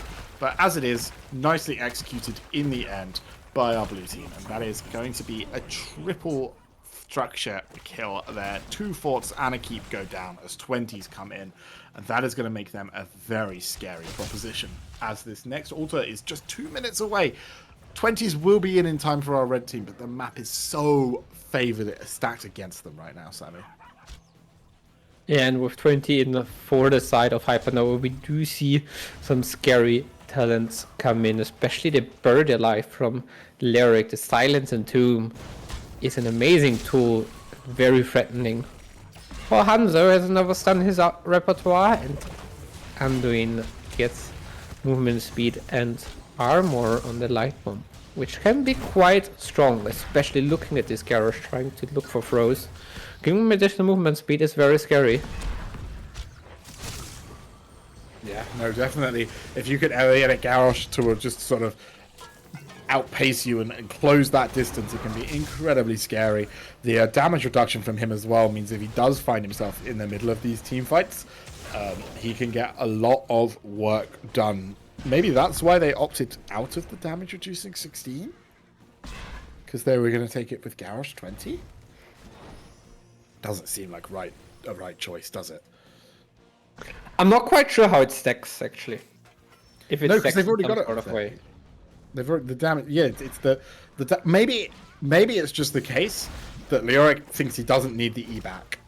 Maybe the argument is that the 13 talent is strong and the 16 upgrade is unnecessary. And so then it's, what can we do to get the most macro out of us? Is it though? I think the 16 is more fun of it though. Like getting the increased damage at the reset gives you so much space to actually look at the Morpher and look at those look at those entombs there. Anyways, top is a huge wave with 3 catapults now starting to move towards the core. And they are. Oh! Yeah. Tomb comes out, but the Gust not went in time to make sure. Falstad was silenced for a couple of frames there as well. If the Entomb was slightly faster, we might have been a dead bird. But very nicely done, Falstad, able to counter that. And both buttons will be back soon. 10 seconds extra on Entomb is quite nice for the Leo. Or 10 seconds less on the Entomb, I should say. I don't know about Kabamo clearing this wave right now. I feel like... I think we're overplaying our hand, wanting all lanes to be pressured in our favor. Sometimes you just gotta accept a little bit of loss and step up, right? Because you can see the red team are going to get a relative shrine lead here, and the blue team haven't been able to pressure until this moment. They are now backing off, though, to go and deal with the campers. They've kind the Blaze right as Falstad has already gone. The bunker is in, but it might be too little, too late. The silence Entomb on ETC. Can they get a double kill here, Samu? It looks like just the one. The mosh pit isn't enough, only landing on to one. Oh no, the Falstad is going to have to gust, but the arrow follows the light bomb. He's so low. The scatter getting him absolutely bullied. Face no be able to run away. But with Blaze dead, this should be another objective, and they're going to threaten their core, Samu. Yeah, a lot of cooldowns used on both sides. But currently they're not yet stepping towards the core. They're catching the Bruiser camp here. Having Lyric take the objective and then pressure mid lane with the objective. From what it looks like for now. Oh, can this being scattered out now? No? Okay. Yeah, they're still able to just take this camp, have pressure again on the core via top lane. Yeah, another bot lane here for Phoenix, no? Just going for a little wonder. Oh, actually looking for the fight on top lane as the throw on Mafurin. But the return kill onto Garrosh. Nice silence there. But the wind tunnel buying the space, making sure sometimes you just win, are able to stay alive and defend this Punisher S5 against 4 members from the side of Hypernova. Frozen Punisher not going to be able to get the value that it desires here. The keep will go down, but with the Garrosh falling and dead for another 30 seconds. The keep might not go down, but with the Garrosh falling and dead for another 30 seconds, definitely. Still quite close, though. Still quite close, wasn't it? There was a moment where the Punisher aggro latched off the keep, but I don't think they did a good enough job of drawing it away from the keep. Oh, the fly in from Falstad. There isn't a stun on that route, so that is going to take a little while. But what? And Falstad goes down! And Cloud Destroy also dropping very low. It's a double kill for the side of Hypernova. It's 3 making Mafurin falls as well, and that's 4 as Z goes down. It's just a lone Pelopon on the Blaze, trying to defend this core maybe, but it's going to be very hard alone. And that's a bunker. That's a no, I think. Phoenix. You could see Phoenix wanted to go. But gonna make the sensible choice. Map number 2 is gonna go over here to Hypernova. We are 1-1 and looking for the all-deciding map number 3, Samu. In the GG, well played from both teams. I mean, it's just if this last team fight goes a little bit different, I think sometimes you just win is able to end the game there themselves. But a very good kill onto Falso as he flew it a little bit too deep. Is able to get the kill here at the game here. See, they smelt blood in the water, but Silence Entomb is such a powerful and impactful pickup.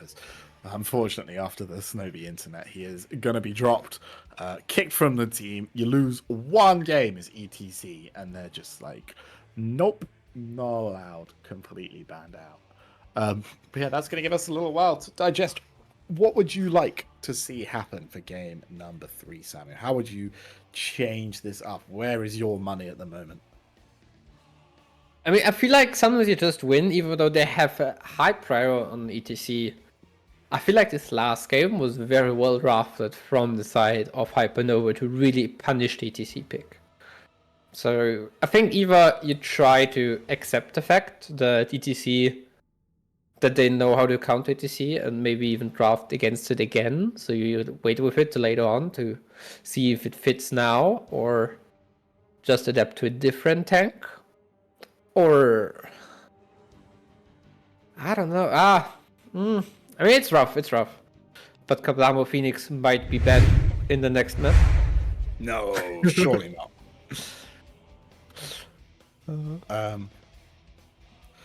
Yeah.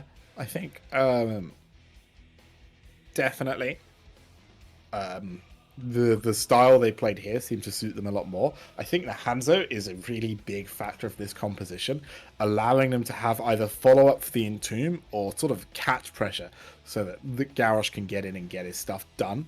The different angles of engage, I think, worked really well for them. I think it looks a lot better than the last game where both Zarya and Vala are just really about maximizing damage.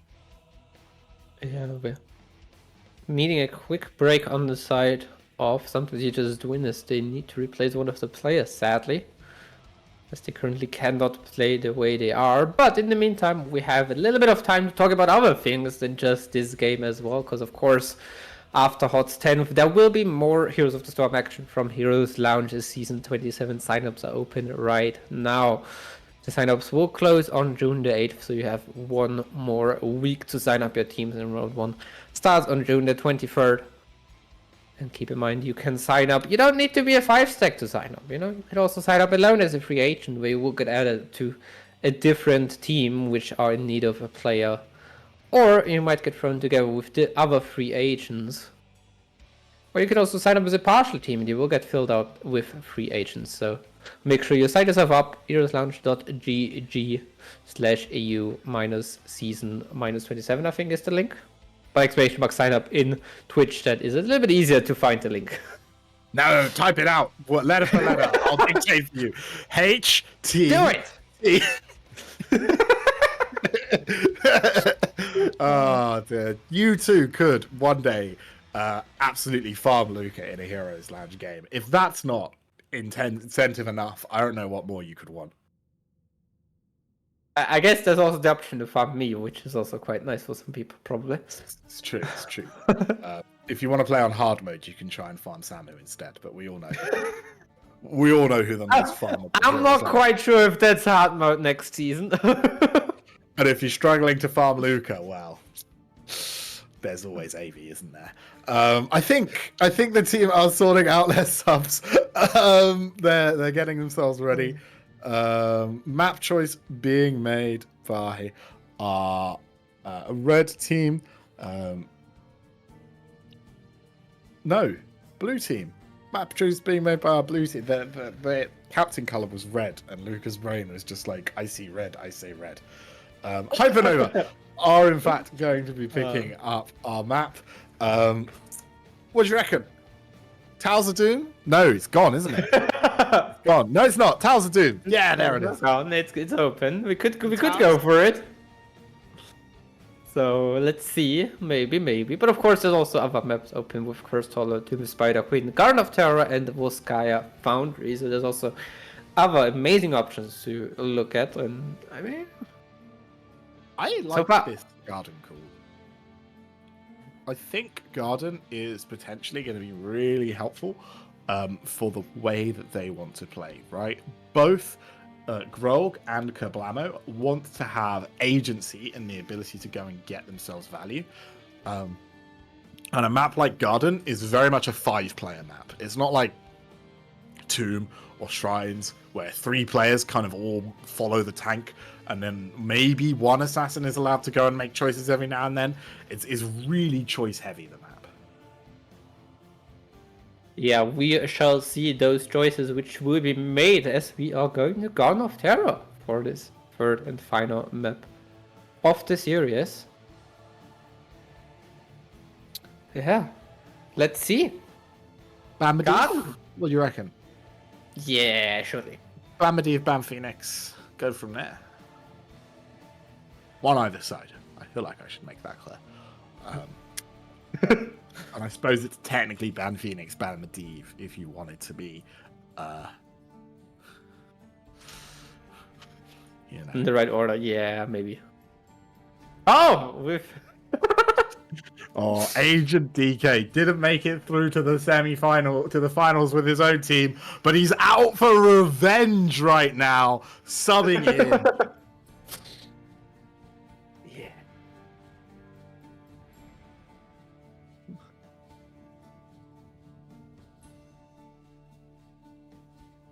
Alrighty, let's see. So we're just quickly checking if he is allowed to play. 'Cause you never know exactly.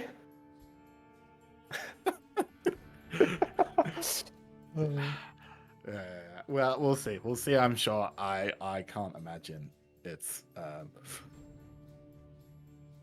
I guess it would be banned in the main season, wouldn't it? Because you're only allowed to play for one playoff team. But this is a 10th anniversary celebration. We are all out here celebrating 10 years of this game. Remember in 2019 when it was all over, and then 6 years later, it's still here. It just won't go away. We're all stuck here together. Isn't that what we want to see? Yeah. Hot tourney action indeed. So, a little bit of mod work needs to be going on. What do we feel about Garden of Terror? How do we feel? Who doesn't love a little bit of Garden, right? Lots of camps, not a lot of boss, not a lot of objective pressure. You really do have to sort of run your way through the camps quite effectively if you want to get people following up and get any map pressure, because that objective takes a long time to come around, and when it does, your team gets one pick and suddenly it doesn't work anymore.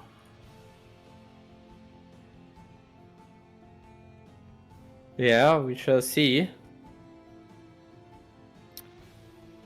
I mean, maybe we see something like Savadas pop up now on a map where the objective gives you less value.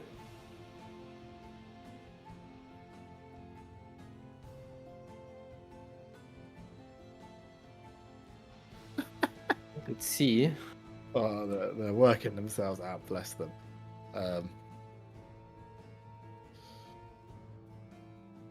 Oh.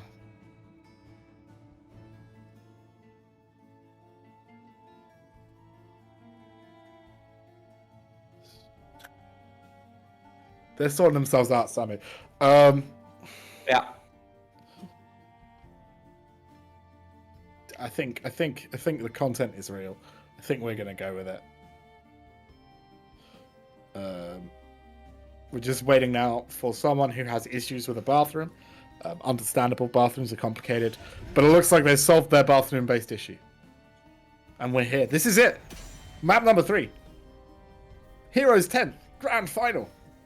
Division 1. It's the final. Apart from the finals from other tournaments and on other days. But it's our final together today, Samu. And Vikings was the first ban. It's our final? Today.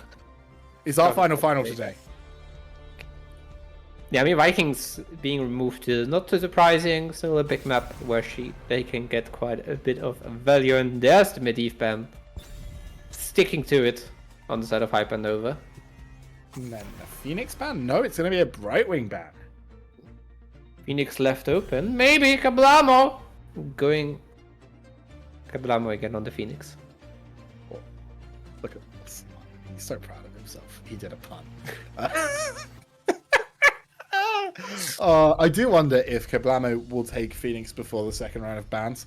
We have generally seen him want to have some information about what he's playing into before he connects that Phoenix. It's the Abathur ban being forced out by that Brightwing ban. And yep, that's the end of Instant Lock. Let's go. Yeah, I mean, with Vikings being gone, Abathur looks a bit stronger, of course. It's a big map, it's more late game heavy, so not too surprising to see it being removed. Although not really any team has really shown signs so far of them looking at the Abathur or having really drafts which are highly favoring it. That foul stat again keeps being offered to her and keeps getting picked up. But also the Blaze again on the side of sometimes you just win pairing up with the Frost and then we do see the Garrosh back for Panda J, and this time it will be the Haka who is being picked by Valkorn here for the off lane. I do feel like this is one of the maps where Blaze is not as powerful. Cursed Hollow has a similar feeling where he's fine, but he doesn't feel as insta-lock as something like a Dahaka. The Stitches ban makes a lot of sense to me. Gorge Gust probably wins every fight, and they don't want to play into that. Yeah, definitely. I think what Blaze makes strong on a lot of maps is that he's quite ungankable, while also being able to deal with chems and Wave Thrower was, I'm quite surprised that on Garden of Terror he's not seeing that much of a priority quite often. I suppose. There's still a lot of damage and stuff to pick. I think you're not supposed to get ganked on Garden ever, because you're unlikely to be double soaking. And if you're getting ganked soaking one lane, you need a better minimap DLC installation, I think, there. Like, if you're picking someone to do camp, someone like a Hogger or a Malthael is going to outperform the Blaze quite comfortably, I think. There's the Hanzo Phoenix rotation again. Yeah, sticking with the same DPS here for this game number 3, leaving the healer as the last pick. The Grey It's Mane not quite a lot of certainly seems odd, doesn't it? Yeah. Would you rather Kablamo play Phoenix than Greymane? Maybe they have the punish plan. Maybe it's going to be Shout variant. Okay, it wasn't Shout variant. But they are going to have blinds for the Phoenix. What's the last pick? Yeah, and the pyramid with Genji is they also have Light Bomb, so Light Bomb, Blast Shield, definitely quite a strong CC chain we could see coming out there from Sometimes You Just Win. Karazim, 7-sided strike, free game, Taco carries. Couple of fists for the Genji. Lucio, question mark? No. I'm gonna go for White Mane. She might struggle in the mid game. If she gets to 20, she should become completely unkillable by the opponent's draft. But that's a bit of an if. Do you think we will see the AoE cleanse from White Mane coming out for the Light Bomb on 20? I think you have to, right? For the Light Bomb, the Gust, and the Shield. Let's see. Because those are the drafts our teams are using for game number 3, the final map of our tournament today. Would be awkward if those weren't the drafts, wouldn't it? Might feel like a bit of a waste of time. Yeah. Ladies and gentlemen, it has been a long afternoon. You had to put up with Luca for far longer than any sane human should have to. But don't worry, because this is it. This is the final map. It's map number 3. Hypernova versus Sometimes You Just Win. It's been tight all game, but we are here. We are in our final map. Garden of Terror, Hypernova have got Kablamo back on his Phoenix, Grog on that Hanzo, Taco is your White Mane Welcorn on that Dahaka, and Panda J bringing out the Garrosh once more. At the right and the red, Sometimes You Just Win. We have Bouncy Bound down in. Patapon on the Blaze. Hadunio on Foresight. Cloud Destroy, Plain Genji, and Simply DK the sub on Johanna. And he is simply DK. Look at him go. Simply the best. Sorry, what? that's wouldn't he be in this final if he was simply? I guess he is in the final, so maybe he is simply the best. It was all planned all along. The chains are gone. No longer does he have runners playing DPS for him. Instead, he's got other runners playing DPS for him, because if there's one thing we all know about playing tank, is that you always have runners playing DPS for you. Indeed, and in the meantime, Blaze to the bottom, Fast to the top, already split up on the map for Sometimes You Just Win. Making sure they're not losing any XP on the map. Yeah. No, I mean, it's minute 1 on Garden. Nothing's going to happen for ages, guys. Sorry. Yeah. The Anduin prior, though, of Sometimes You Just Win is insane. They really want him. Yeah. But, I mean, that was quite interesting in general. I feel like for both heroes I've casted so far, Anduin has been first pick ban. Well, that's pretty much all games. You did cast the same team twice who both have high Anduin player, I guess. Yeah. But also by the other team in the first series. I guess, though, when your opponents have a lot of priority on something, it can increase your own priority where you're like, they really want this. Let's not let them have it. Definitely. Take it just so they don't have it. Yeah. Take it so they don't have it, or ban it out so they can't have it. No one's ever unhappy about having Anduin. Oh, Dahaka dragging DK in so he can get some nice wave clip. Very nice of Wellcourt. What a generous chat. My healer is not happy about having Anduin. My healer is also not happy about having Anduin. I should state I don't include Anduin players when I say this, because no one's happy as an Anduin player, right? I was quite surprised to see Bouncy Bear insta-lock the Anduin and then actually play it himself. Normally when Anduin gets insta-locked, it gets passed off further down in the draft. Making sure someone else has to bite the bullet. Well done there, though. Very nice and clean. The Johanna Blaze gank on the Dahaka. Stuff of legend. Yeah. I mean, it's Johanna. Early game Johanna is not gonna do a lot of pressure in terms of ganks. Oh my god, Kablamo might win this trade against the Genji rotation. A couple of Qs went astray there. If they'd hit, I think he'd have had to run a lot harder. DK's just being annoying in this bottom lane. Yeah, but that's kinda it, you know? That's kinda what Johanna does until level 10. For level 10, without Blessed Shield, she's not having that I thought you much meant kind of what DK does. My bad. Yeah. Yeah, that is kind of Joe's role. She clears waves, she comes, she makes life mildly annoying. She leaves. We do it all again. She found the Hanzo. What? That's a double kill being picked up by. Sometimes you just win.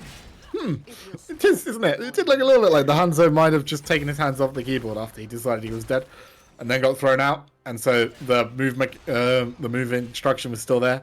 Maybe he had a plan that we just all don't see, you know. Yeah. Also, in the meantime, we're not big enough. Having a quick look at talents that we built from Hanzo so far, we do also see the Dark Swarm build coming out from Dahaka. Not the biggest fan of it, but we should see how it goes. That rotation from Genji. I don't think you want to trade all of Phoenix's shield for half of your health. No, you don't. But that's exactly the thing. I think Phoenix is quite underrated sometimes because those small damage trades happen more often than you think. Sammy. It's warp 7. It's warp build into a Johanna. It's warp build into a Blaze with. He's playing warp build. The tech speed's low in blinds. Yeah. He's playing warp build. Here he comes. He's gonna warp. He didn't warp. He's warped. He's warping. They've all run away from him. He's so scary. The hero is so good. It controls so much space. Wellcourt is kind of 1v4 right now, doing his best Dahaka impression of a right annoyance. He got so much essence from that. Oh my lord. Warp build. What? He did not warp. He didn't warp. He didn't warp. No. Phoenix can warp. The opponent's like Phoenix. The only reason. 175% AA speed for 4 seconds. That's like almost 3 times faster.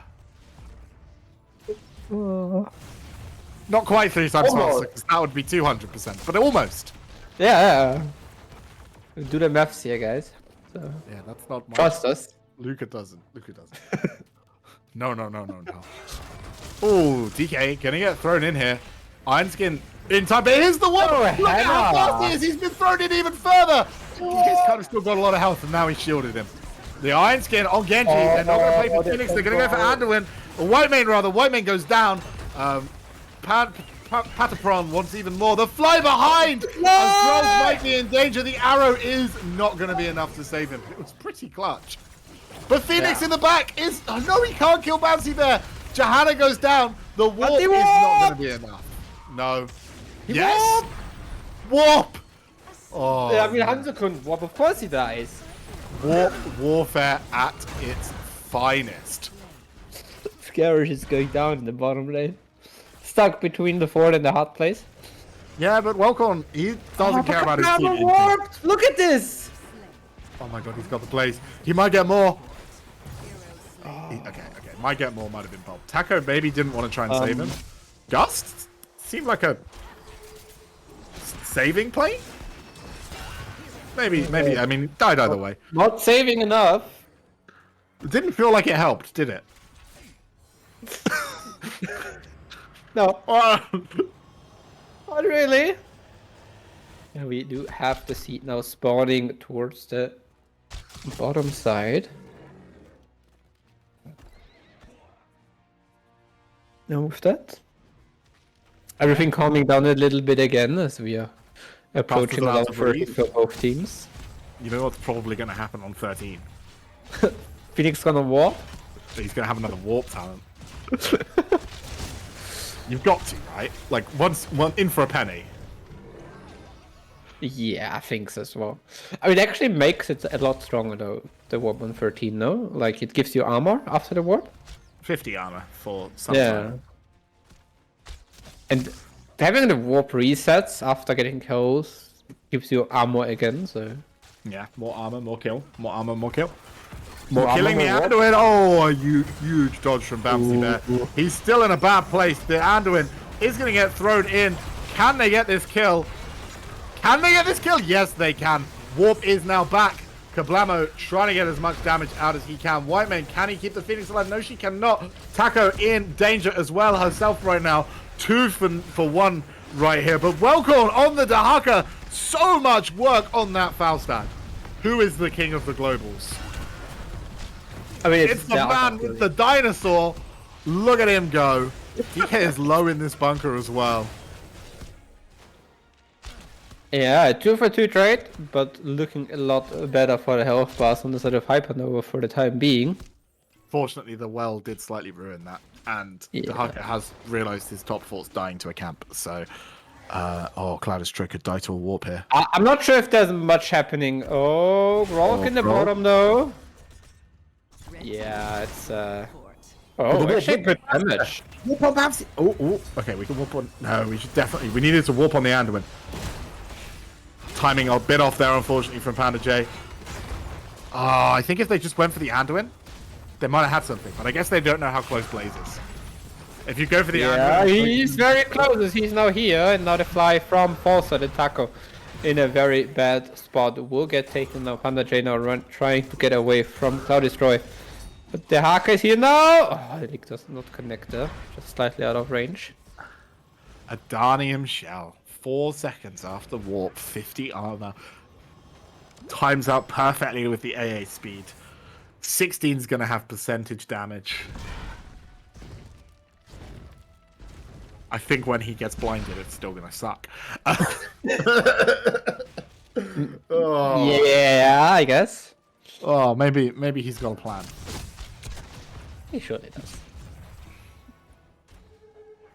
I wonder if warping whilst you're blind leaves you blind at the other side. I don't play enough Phoenix to know. Me neither. I guess yes, but then, like... I guess... Maybe it doesn't. Maybe that's why we play it into Joe, you know? Yeah, maybe. Speaking of, they're going to really try and look for this Hanzo. Yeah. The Taco making Oh, sure DK misses. Never mind, DK didn't miss. They got the cleanse. The arrow! Getting 3! Oh no, the gust isn't enough. The warp onto Genji. No, he's living. He's still living because of the mine. The arrow goes down. Oh. Oh, but the warp! But he's kind of dying after the warp. Wow. Yeah, nice turnaround there. From sometimes you just win. Is Genji a better hero than Phoenix? No. No. No. Maybe? It was only because of China Blind actually. No, it's the kids who are wrong. This is objective as well. This is the 3rd seed. I hadn't been counting. It's not like it said it on my map the whole time. DK taking a lot of punishment. Yeah, especially now we have percentage damage coming in from the Hanzo. But they want to look on to Welcorn. The Fools. He's a Dahaka. Dahaka never dies. He doesn't. He lived. Very nice. He does have the full W talents. Look at him go. Yeah, I guess. But it's keeping him alive. Keeping him alive. And I'm not actually sure how many more the times... shield on the back line! White man is not allowed to move and will go down here. Really nice shield there from DK. Redeeming himself after the previous attempt. And the follow-up from the light bomb really big as well. X-Strike on top of a white main is a sad time. But, in theory, at 20, white main pushes R when she hears the shield sound. Lives through that. Yeah. That's the theory. Especially on 20, if we see the AoE cleanse, the upgrade, she doesn't even care too much about it.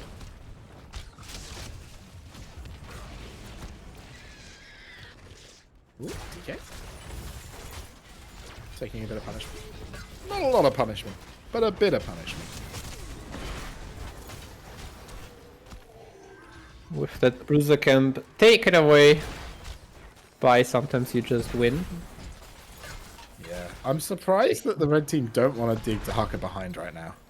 I feel like 17 versus 18 with the opponents on your side of the map, you got to be in a happy place. Yeah. Also with Bunk and X-Strike still a few seconds off. Might have been a good situation, but now they're coming in and X-Strike's back, Bunker in 5, but here we are looking.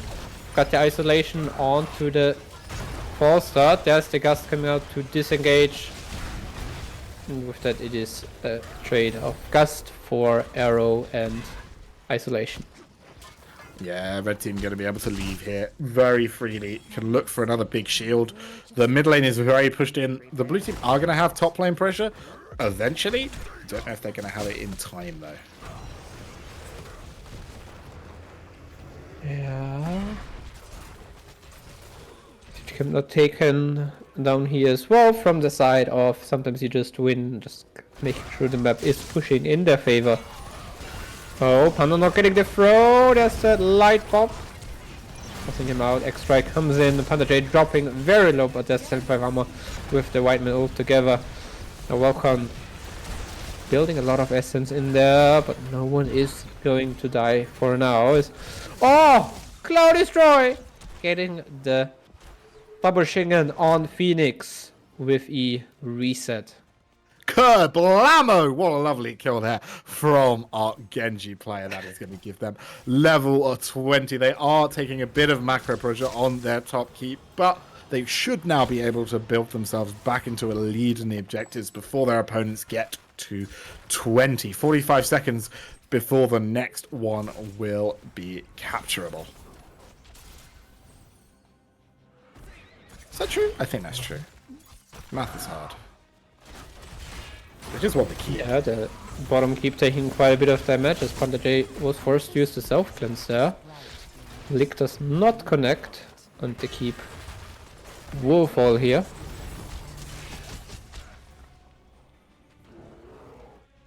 Yeah, no, free keep. We take him. The level 20 is going to be enough for now. As Sometimes You Just Win are moments away. They can feel it. They can taste that victory. They will be the only ever winners of a Heroes 10th Anniversary Heroes Lounge Division 1 competition. Never to be repeated. There will never be another 10th anniversary. Once in a lifetime opportunity for them. And as they pick up this second seed, you can see them counting down that clock. Minute and a half for the blue team to get level 20. Can they do it before this seed comes up? I'm not sure the waves are there, Samu. It should be on their side at least, and you can see it being announced there. So not too long to go, but don't think they're going to make it. Yeah. Let's see. Camp's taken. Team Sprint not looking really for the team fight, especially Hypernova. They want to hit level 20. Yeah, but are they going to hit level 20 in time? That is the big question. No. Is the next midwave enough? I don't think so. Yeah, bottom is so far pushed in. Or pushed out. Top lane. Tough to reach. Fortunately, there is at least a camp that's going to bring top lane to them. Dahaka should be able to get them 20 and appear in the back. He might be able to get a really big contagion. A lot of his ISOs that he's hit pre-20 would have been massive with contagion. If only he'd thought ahead and had 10 more levels at that point. 20s are here. White Man has the self-cleanse. Phoenix has the Unconquered Spirit. Damage reduction on the Garrosh. They're trying to find space. They're trying to find a way in. Cloud Destroyer gets the cap. No, he doesn't. Garrosh just able to deny. There is the wind tunnel early. Dahaka takes a lot of punishment, but the Faustad is the target. What a lovely ISO. He goes down. White Man just cleansing everyone to make sure it must go through, and now Kablamo is out for blood. He wants more on this Phoenix. DK is going to fall. Cloud Destroyer gripped out of his E. The panic ensuing. They're not able to get much from this, though. The blue team need to do this again. Once isn't enough for them. Yeah, there's a little bit of pressure on the core on this bot lane, but Hypernova, they have the time now to defend this and need to put the map into their favors now with those 2 kills. But it's quite rough because, as you said, there's all the lanes pushing against them right now, and they have to deal with that to make sure they don't lose too much on the map. Another minute for our seed, but this one is over on the right-hand side. A much tougher fight for our intrepid blue team, but with Dahaka's ability to flank in, with the fact they can macro down, it should be relatively holdable. I don't know. I reckon they've got this, but it's scary, isn't it? They can at least set position because they know there's still no Bless Shield, which means they can be very, very aggressive on the map. Kablamo might have been a little bit greedy for this wave. His team's kind of had to sack the position to help him. But I think that Dahaka is the trump card, right? You don't have to start behind the opponent if you can get your offlaner there whenever it's necessary. Yeah, definitely Dahaka. Especially if he manages to get him huge ISO, it will be giving him a lot of space and the team a lot of time. And there's the ping.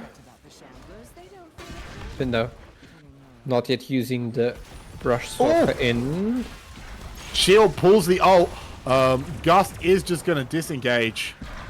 They still have Light Bomb, and there's no longer a self-cleanse, though. Genji has the X-Strike reset. If he hits a big Light Bomb, he could get 2, maybe 3 strikes off in the fight. Dahaka's dug in. He is sharking around that top side. But DK looks a little bit deep here, taking some damage from the Phoenix. Everyone's running through. A grip is going to lead to a 3-man arrow, but it's only small. The Hanzo has to run. Kablamo is going to get his shield popped up. Can he survive? No, he cannot. The Phoenix goes down first. Dahaka, though, stealing the cap. Is that enough to save the game? They need to get their Hanzo out to safety here. Cloud's Troy is going to X-Strike. It's not going to catch the Hanzo. A huge throw from the Garrosh might actually be enough. Can they hold at their core? There are catapults coming. Panda J is going to reduce Cloud's damage as much as he can. The time the Garrosh is buying here is massive. The shield bouncing through the minion wave. DK has been scammed. Unbelievable. Garrosh living for so long right now. We're going to see respawns in just 20 seconds on the backliners, and waves pressured in. Keeps are going down because Garrosh lived for so long, Samu. Yeah, the top keep falling here, opening up the win condition for Hypernova if they manage to bounce back into this game, but we still 3 members dead. But White Man and Phoenix about to respawn, so I do not think it is very likely for Something Just Win to just run at the core and end the game. Instead, they are defending the mid and bottom fort. We saw this in the semi-finals against Decay the Agents. Hypernova just will not die. They refuse to lie down. You can show them a map 2 levels down at 20 and they say we will be level by the time we get to level 23. A full minute before that seed is announced, a minute and a half before they can cap it. It is still a huge threat. It could end the game, but a 1 fight now for the blue team could be all they need. And with this, the siege camp, the camp's now taken by the side of Sometimes You Just Win as Garrosh just now respawned. And this will buy Sometimes You Just Win a lot of time on the map to make sure they can grab the rest of the camps and decide how to proceed further in this game. Number 3. Yeah. Oh. Macro pressure again here for the red team, right? But with nothing else on the map, and without an obviously broken engage, they kind of have to just let their opponents clear the map up for them. They can protect one camp at any time and nothing else, right? And you can see the red team just saying, cap all of your camps, we'll clear them one by one. Johanna has got a nice little position in this bush, but the blue team is just going to go, don't trust the bush, walk it back. Are they going to contest this fight? If they lose it, the game is over. If they don't fight at all, they're going to have to hold keeps against the objective wave. It looks like that's their plan. Although they have still got a 4-stack over here. Look at how deep as well the white main is positioned. In case there is a Genji over a wall coming at them. Always out of range of the initial engage. Always ready to cleanse if need be. Yeah, the Haka also hitting the top wave, the top camp for just enough so the forward or the keep will make sure it goes down. But for now the seed minions are being cleared.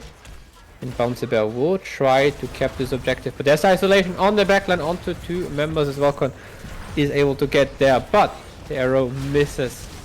And now a lot of damage onto Patapon, but there comes the bunker, and with the bunker very hard to get the kills. Also sometimes you just win as Panda J is dropping lower and lower. There's the big AoE cleanse though coming out from White and making sure no one is going to be stunned, and Patapon dropping very low, but Dark is the first one to fall, make it a 1-for-1 trade at the time being as Kablamo very close to getting the kill on Bouncy Bear. He should have gone! If he'd got over the wall, he'd have got the kill. He might have got out, but he just didn't have the stones. 1 kill either way in the end. Offlane has traded. Garrosh is in deep. White Main's mana bar has suffered from all of this fighting, but it looks like Kablamo will be able to take this cap. And 2 bolts on the core. Time to leave. Yeah, oh, Genji finding the white main and Panda J being like, nope, not giving you any chances. Just throwing her into safety straight away. Panda J now taking quite a bit of damage, but white main got him. White main Garrosh is one of the hardest front lines to kill with just raw damage. Oh, but the arrow! Oh, doesn't connect. I mean, the Haka is spawning in 5 seconds. He has Brush Stalker ready, so if you are on the side of the Hypernova, we want to look for the kill now as there's a light bomb up to that's not the bush! Ah! We dig behind, not in front. Falstad's gonna fly for the seed. But he has to be careful because his team are much further away on the rotation. Oh. It is time. Do what must. Even backing off now. Acting that they're not in a position to contest this seed. Just giving it over to the hands of Hypernova, making it a 2-for-2 in seeds. So the next seed will give us another wave of Garden Terrors. 4 straight seed caps after initially being 18 down versus 20. Hypernova are riding this game all the way to the finish, but they still have that 12 kill deficit. The map is still stacked against them. Can they hit this last fight? Surely this is the one that decides the game, Sammy. Yeah, I mean, it feels like it, although on the other side, sometimes you just win. They still have forts in mid and bot lane. So even if they lose this next seed, if they are accepting that they're not in a position to fight this, although it is on their side, they might give it up, accept it, defend top lane, and then lose one, or maybe even both forts. But for now, they're taking position on this seed. They have the pressure against them on the top lane with 2 giants and the catapult. And they're looking aggressive now. Yeah, Blaze is in the back, ready for the dig in from Dahaka. They know that's the threat that has been good so far. The arrow connects though! Can they get a kill here? Oh, Phoenix actually able to catch one person in his ult before it got gusted away. I didn't know that didn't cancel it. And look at this, with the gust used, Falstad's just going to back out and de-push this top lane. But that now means, until he flies back in, that his team are 4 versus 5 here. And look at the space that has been claimed because of this. Welcorn has lost some health. Panda J is getting caught out here on the Garrosh. Can they get kills? In comes Falstad. Kablamo on the Phoenix is going, but he is going to get taken down by this damage, and he falls That is a dead Phoenix, and the grip back is going to save members of the red team for as long as possible. Wellcorn is taking damage. The extract resets. Are they going to be enough? I think they are, Samu. It's been a long game. Hypernova made it look so close, but sometimes you just win. Clutch, the final team fight, and they are running at the core. Game number 3, match point.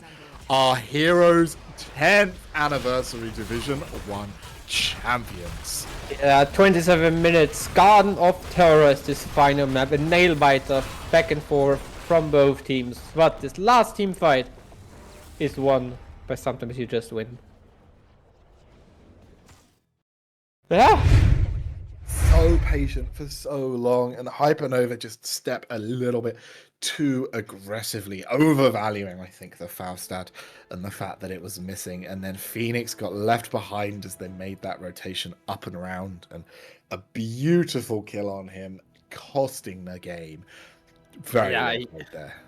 Phoenix was CC'd starting from full life down to 0 health, even through the level 20 shield. So if he's in range there for the white main unstoppable, I think they not insta-lose there, but afterwards it all kind of crumbled down as there was a huge condemn from Johanna onto 3 people, and Genji just got 2 X-strikes in, and there was enough to get 3 more kills, and then it was just a lone white main with 20% HP and 20% mana trying to run away from Genji.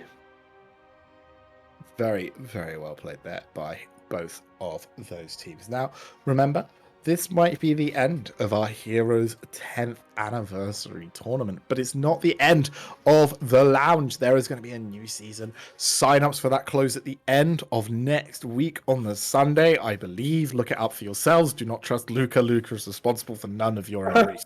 It's the 8th, right? That's the Sunday. Get yourselves signed up. Do it. It's good fun. You can farm Luca. You can farm Samu, maybe. It'll be a good time. You'll enjoy yourself. So many great memories. You saw the beautiful compilation put together by Random Aggro. What a lovely guy he is, with an exceptional name. But as well, so many of us have been talking around this Heroes 10th about how much great fun we've had playing in Lounge over the years. It truly isn't rivaled by anything else I've ever seen. So get involved, have a go, try it out. Join our wonderful community, and I hope to see every single one of you in Season 27 on the enemy team, griefing. Yeah, and with this being the end for us for today, most likely, we still got a little thing happening. Is also more games later on, of course, by Ravencourt as they are hosting that tournament. But for now, let's focus on our series. Sometimes you just win, manage to claim this 2-1 victory, and we have the captain, Aidunio, now joining us. Welcome and congratulations. Hello. Okay, in advance I want to shout out for you some place that you pronounce my nickname as well. Actually, it makes me motivated to win more, only because I wouldn't watch the VOD back. It's fine. Now I have the motivation to be here more often, to hear my name pronounced correctly, even more. So it's all you. We want this because of you.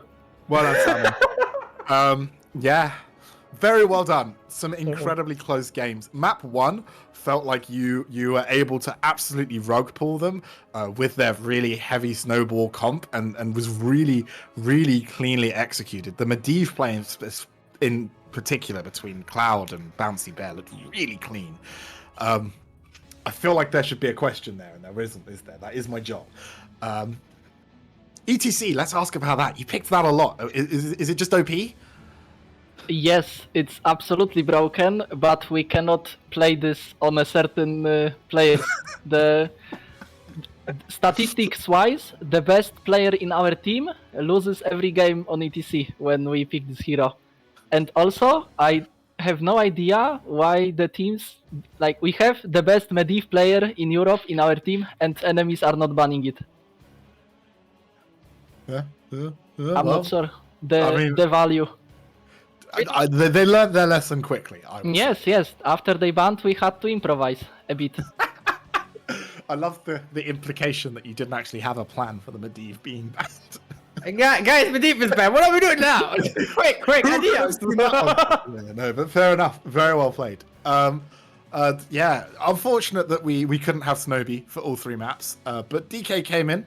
What was it like playing with the man, the myth, the DK? He's a cool guy. Yeah. Very happy, positive energy. That's the guy we like to play with. So big shout out to him that I messaged him and he instantly replied, "Yeah, let's go." It was like a life saving. So big shout out to Simply DK for subbing. Thank you, bro. Very nice. Very good. Well, congratulations. Very, very well done from me. I don't know if Samu has any final questions to ask. Wait, do you guys plan on joining for season 27? Yes, we do. But with not sure what players will be playing, but yes, this is the plan. Very optimistic one. You heard it here, guys. If you would like to take on and challenge the champions of Heroes Lounge 10th anniversary tournament in the regular season, you've got to get yourselves signed up now. They will be there ready to beat you all down. Just don't ban their Medivh. That's cheating. They don't have a plan otherwise. Calm down. Alrighty. I think you also get a little token for winning. I'm not quite sure. But I think so. So someone will get in touch with you about that. So anyone else you want to shout out before we head off into the evening and give over to Ravencourt with their tournament? Ravencourt might be not optimal for us for now to play when we have 2 rotating players all the time. Fair enough. But once we get final goodbyes. Yeah, once we get 2 another monster players, we can play more. We are looking for offlaner, I believe now. So anybody that feels like he's rank 1 top laner in Europe, or at least wants to be, come join. Let's play some games together. Sorry, I'm taken. Oh. All right, and thank you all for joining us here today. Thank you, Luca, for an amazing time. Thank you, Arduino, and your team, and also big shout out to Hypernova for an amazing best of 3 series, going all the way, going even 27 minutes on Garden of Terror. Either team could have definitely won this last map. So thank you all for joining us here today as we are heading off for tonight. Thank you all. And also a big shout out to Transparent in the background, running so much of the Heroes 10th event. Without him, it would probably be a very, very not possible, maybe. But We're just me and Samu holding up number 1 and 0 each. We'd have done it for 10 minutes and been like, this was good. We did well. Gotta share our love for Transparent, and of course for all of the moderation team who make it possible. What fantastic heroes they all are. Yeah. So thank you all. Thank you all. Thank you.